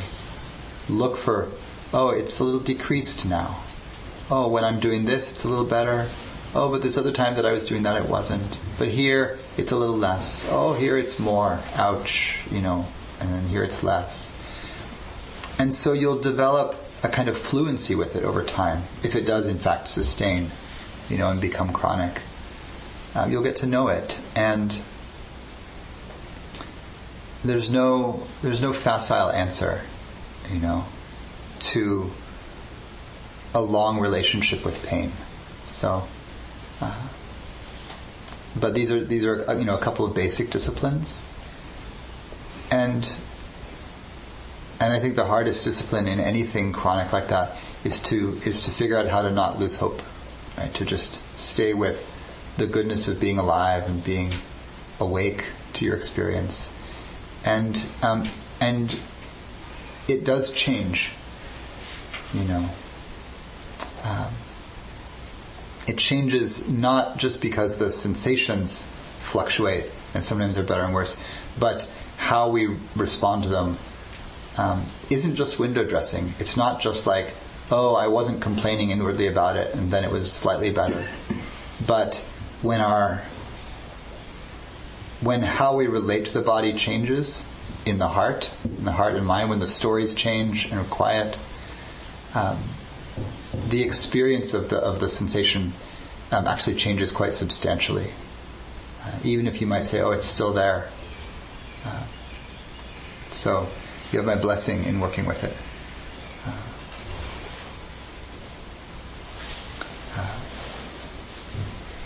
My teacher's teacher, Ajahn Chah. Sean? Yes. Hang on. Tell a tiny story and then I'll come to you. And you had a question first. Jack Kornfield's teacher, Ajahn Chah, died of diabetes, and he was paralyzed for 10 years before his death. And the monks took care of him, his body paralyzed. He couldn't speak, but he could hear them. And before he lost his speech, after several years of his health declining, he was with a monk, a Western monk, and the monk said, well, you were always telling us, that old age, sickness, and death is the real truth, weren't you? And Ajahn Chah said, do not speak lightly of things you do not understand. Take it seriously. Was the message. One time he was laying on his bed, and the monks that were caring for him, this was many years into him being almost completely paralyzed and mute. The monks caring for him got into a little petty argument in the doorway of his hut, and they were talking about something inconsequential, and they were losing their wise speech. And Ajahn Chah's body was laying there as it had for years now, and they were talking, kind of getting grumpy, and suddenly he started going, and they were like, oh no. And he coughed and he hucked a huge loogie just across the room, and it smacked the wall right between them. They were arguing. And then he slumped back up. And they were like, okay. So there you go. Teaching comes in all sorts of ways. You were going to say. And then. Okay, so echoing in my mind is your question about motivation and sort of wise speech. And it came to me, I was thinking about questions to ask. I'm like, wow, this is a question which I think, I could be wrong, is useful to ask because it's something that I need guidance on. I feel like a lot of people here need guidance on. And all the traditions that I've turned to have failed. And that is about... I've got this. Are you ready? So this is about spirituality and sex. The only time I asked a question that anyone answered that felt real to me was Sylvia Boorstein. I was on a metta retreat and was doing a lot of concentration, and and I got like aroused all the time. It's kind of weird, physically aroused. I was wearing sweats all the time. And I said, here's this thing that's happening, and I don't know if there's something wrong with this. And she said, no, I didn't know what swooning was until I meditated. Don't tell my husband. And like, wow, that is like so. That was like the most real thing. And I think what's disappointing to me as I reflect on it is like it's not just the Dalai Lama who, when asked about homosexuality, said that oral sex was bad. And later recanted on it. Right? It's a failure that I see. Let me rephrase that.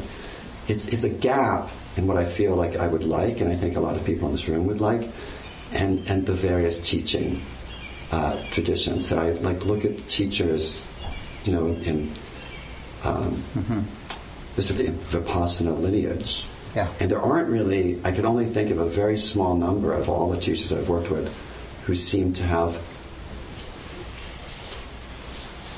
anything close to what could be a healthiest relationship. And I see a lot of people, including sort of leading teachers, who are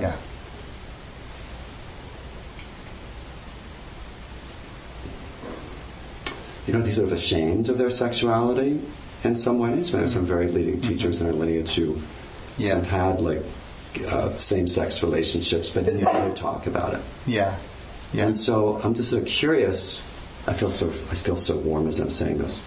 No problem. Because I'm being like a little vulnerable about this. It's beautiful. Like I would just love to have some way, whether they're books or your wisdom or something, to make it sort of like more specific. Like I find myself, what's kind of challenging is when I'm having sex with my partner who like I love, and to like even after 14 years, like it's kind of there are ebbs and flows and sexual relationships. But I just expected that it would fade away like after a certain number of years, and then through no fault, no good of my own, suddenly it became much better. I'm like, well, where did this come from? I'm like, really, I don't know where it came from. Maybe it would book on mindful sex. So I'm just wondering, what are the resources, whether like your wisdom or experience with this, or like books that there are. There's one book by Jeffrey Hopkins, the translator of the Dalai Lama, that's a version of the Tibetan Kama Sutra-ish, and it's all for same-sex couples. It's illustrated with a white man and a black man. It's super cool. I haven't done anything from it though.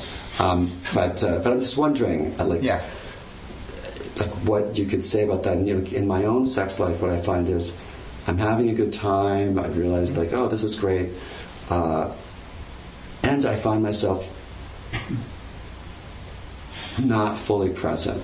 Like I'm running porn movies in my mind as we're having sex. I'm like, wow, that's not really helpful. You know? Perhaps not. And perhaps not, right? So I'm not exactly sure. Yeah. There's a certain way that, like, there's classic sort of stereotyped questions in there that you're not asking, that are like, what about, all of these rules about celibacy and what does that have to do with us now? Or, is sexuality sacred? Or, things like that. That in a certain way I feel like the answers are kind of obvious. Like, we're lay people, not monastics. Sexuality can totally be sacred. it's not. It's sort of a neither here nor there question on some of those, but it feels like you're asking something more specific around energy or around purpose, like the connection, sexuality. Connection and enjoyment. So like I feel like it gets in the way. I think there's a certain amount of shame I feel. There's definitely a certain amount of shame I feel when I'm having sex and I'm not fully present, like I'm thinking about someone else. That brings back to mind when I was younger, to have like same-sex fantasies. I would, like, as I was about to ejaculate, I would like think of my girlfriend, but like not in a sexual way, really. But it was a completely contentless in terms of sex. Right. So it's about how to, like enhance my own enjoyment, be sort of like more present with what it is in the way that I can be present when I'm in this room with everything that's going on, or walking in the woods. So it's partly for my own sake, but it's also for the sake of my partner as well. Beautiful. It's a beautiful just realm of inquiry. Just a couple of reflections. We're at our dinner time. We can talk much more about this. Maybe we'll talk more about it tomorrow. There's all sorts of practices you or he or together might do to enhance the experience. But in a kind of simple way, you have this physical, relational, emotional, energetic encounter, right, that we have with someone or someone's when we're moving sexual energy, and it has all these different components. We're doing certain things physically, we're doing certain things kind of with our words or with kind of emotional exchanges. It's different if it's with someone that we've been with a lot, a longtime lover or a partner, versus someone that we've been with just a little but we don't know them as well. All of those things matter. The skills that we practice here of deep listening and presence and attention, the way that you're talking about, like, my mind wanders sometimes when I'm having sex. When I'm having sex, I try very much to not have my mind wander, and it's odd sometimes when it does, and I go, that's more interesting than this, really. But then you get to, feel into the nervous system and be like, well, yeah, to some part of my mind, actually, that is, in this moment, more interesting than this. So what is that? Is there a way that I've lost connection, where I could restore connection? Maybe I got kind of lost in a certain physical activity that we were doing, and I forgot the relational thread, or I got absorbed in the relational thread, and I kind of lost the sexual energy thread. Like we're in the middle of sex and we start talking, and then suddenly we're sort of processing something else. The sex stops, and we're kind of, we're having a conversation about marriage, tangled up naked on the bed, not having sex anymore. It goes in any number of directions because there's all these different channels that are active. So a couple things, places where it interfaces with meditation practice, to reference beloved Sylvia's comment. The energies that get aroused in meditation are not sexual energies. The energies called rapture or piti, or in other traditions called kundalini, all can be felt as sexual.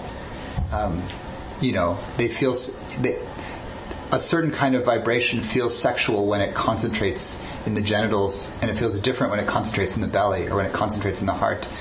But they're not that different as vibrations. And so you could do formal practices, of bringing the energy from the genitals up or bringing the energy from the heart down.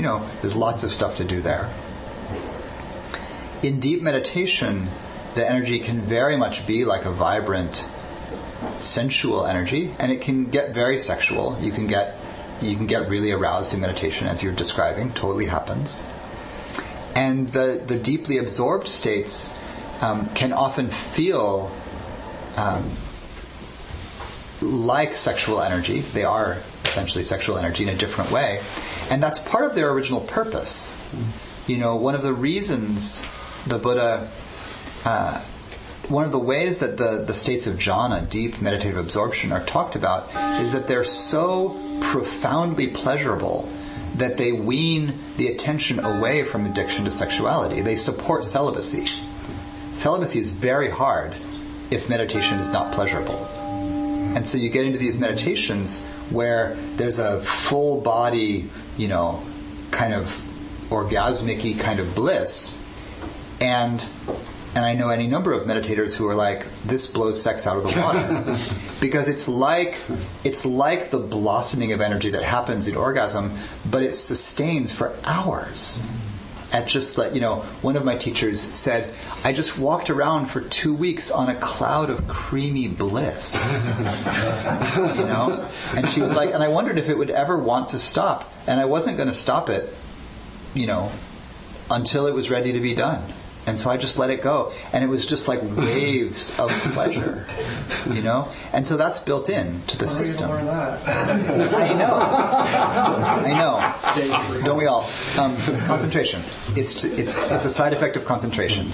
So when the mind gets really, really, really still, the natural aliveness of the body opens up. And in the Buddhist time, they called it rapture, piti. 1,500 years later, in the Himalayas, they would call it, awakening the goddess Kundalini, who, lives coiled in the pelvic bowl. They're not different.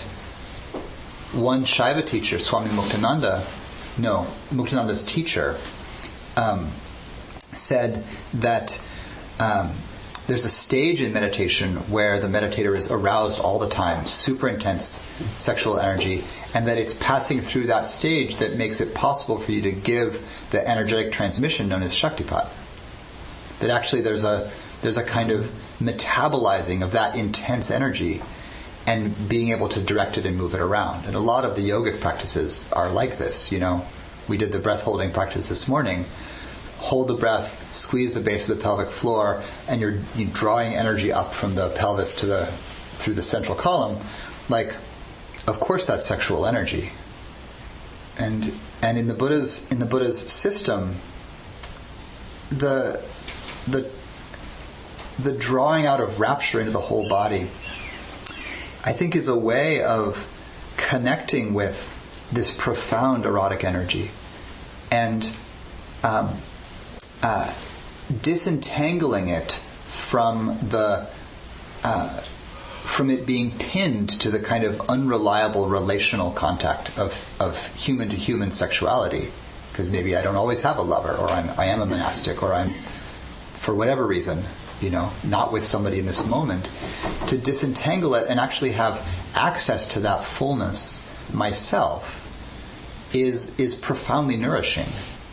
And so then all of these practices point toward that. So it may be the case that bringing mindfulness into a sexual encounter will amplify it, keep you from being distracted, strengthen the relational field. It might also diminish the energy, because often our arousal is maintained by relational cues, like by getting excited about how beautiful the person is, or the sound of their voice, or the exact sensation that they're doing. But I'll notice, I've done this, I'm in some sexual encounter, and something is happening, and it's super hot, and I'm super aroused, and then I'll bring my attention right to the sensation. I'll feel like the exact sensation in my cock. And pretty soon, I'm a meditator. Pretty soon, it's just sensation, and it's just some nice tingly sensations, and the arousal goes away because I'm not actually focusing on the thing that I was aroused by, which was relational. Right. And so I have to actually not be immersed in the fluctuating sensations as a selfless, impermanent phenomena. I have to be come out of meditation and be like, oh my God, sweetheart, you're doing this awesome thing. I love you, and then I can get aroused again, because it's relational. And so then the meditative skills of going inward, they are that. Like, if I'm feeling sensations inward, the whole point is that I'm becoming stabilized on something that doesn't depend on external stimulation. That's the whole thing about this kind of meditation. And so there's just a really interesting play between how that energy moves in the internal field of solo meditation and how it moves in the external field of, relational sexuality. And the Buddha laid all of this down, and 1,000 years later, the tantric teachers start to talk about, and particularly the hatha, forceful yogic teachers start to talk about how to use this energy in the service of awakening, but mostly that points in the same direction. That this is a suggestion of what it feels like to be suffused with light or suffused with energy. And now learn how to experience that and disentangle it from the grasping and the preferences and the desire that fuel contracted human, lust. And be able to have it as a wisdom energy on its own, So, with that sort of separate, because I'm not really talking about tantra here, and tantra mostly isn't about sex, but just in the way that you're talking, and to finish up for now, mostly I'm interested in bringing not so much the meditative skills, but the interest that I've developed in the Dharma, that I want to be close to what's true in this moment, what's real, and to bring that energy of presence and delight and intimate connective attention to the sexual encounter, to a sexual relationship when I'm in one. And then be in that for well-being and joy, and the sustaining of relationship. One of the things it does is it sustains connection.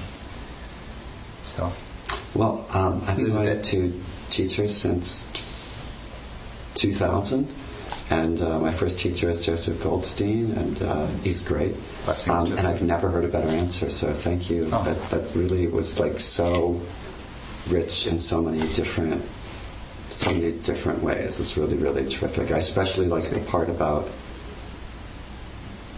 how this relates to that the pleasure can be so that you're not seeking pleasure outside of yourself, because that can be unreliable. Yeah. And that you might not always have a partner. And it actually gives me a lot of comfort, gives me more comfort than, believing that there's reincarnation or something, because I feel very much, and I know it's a form of attachment that's not unique to me. I feel I really enjoy having a partner, and I really enjoy the physical intimacy, and even just sleeping with somebody at night, and to think, oh wow, I'd not gone across my mind that my meditation practice could be a way of not substituting for that, but giving me less fear of losing that. So thank you. That's really just super helpful. Thank you very, very much. I'm so glad you asked. And thank you. All right. So we'll stop there for now. The dinner bell has rung. We'll apologize to the kitchen for being a few minutes late. We were talking about sex. Who do you think we are? So we are in silence, and we'll resume at 7 for our evening session. Thank you. Thank you for listening to the Gay Buddhist Forum. If you would like to hear several new talks per month and be notified of upcoming speakers so you can participate live, please subscribe to this podcast, like us on Facebook, and join our mailing list by visiting gaybuddhist.org.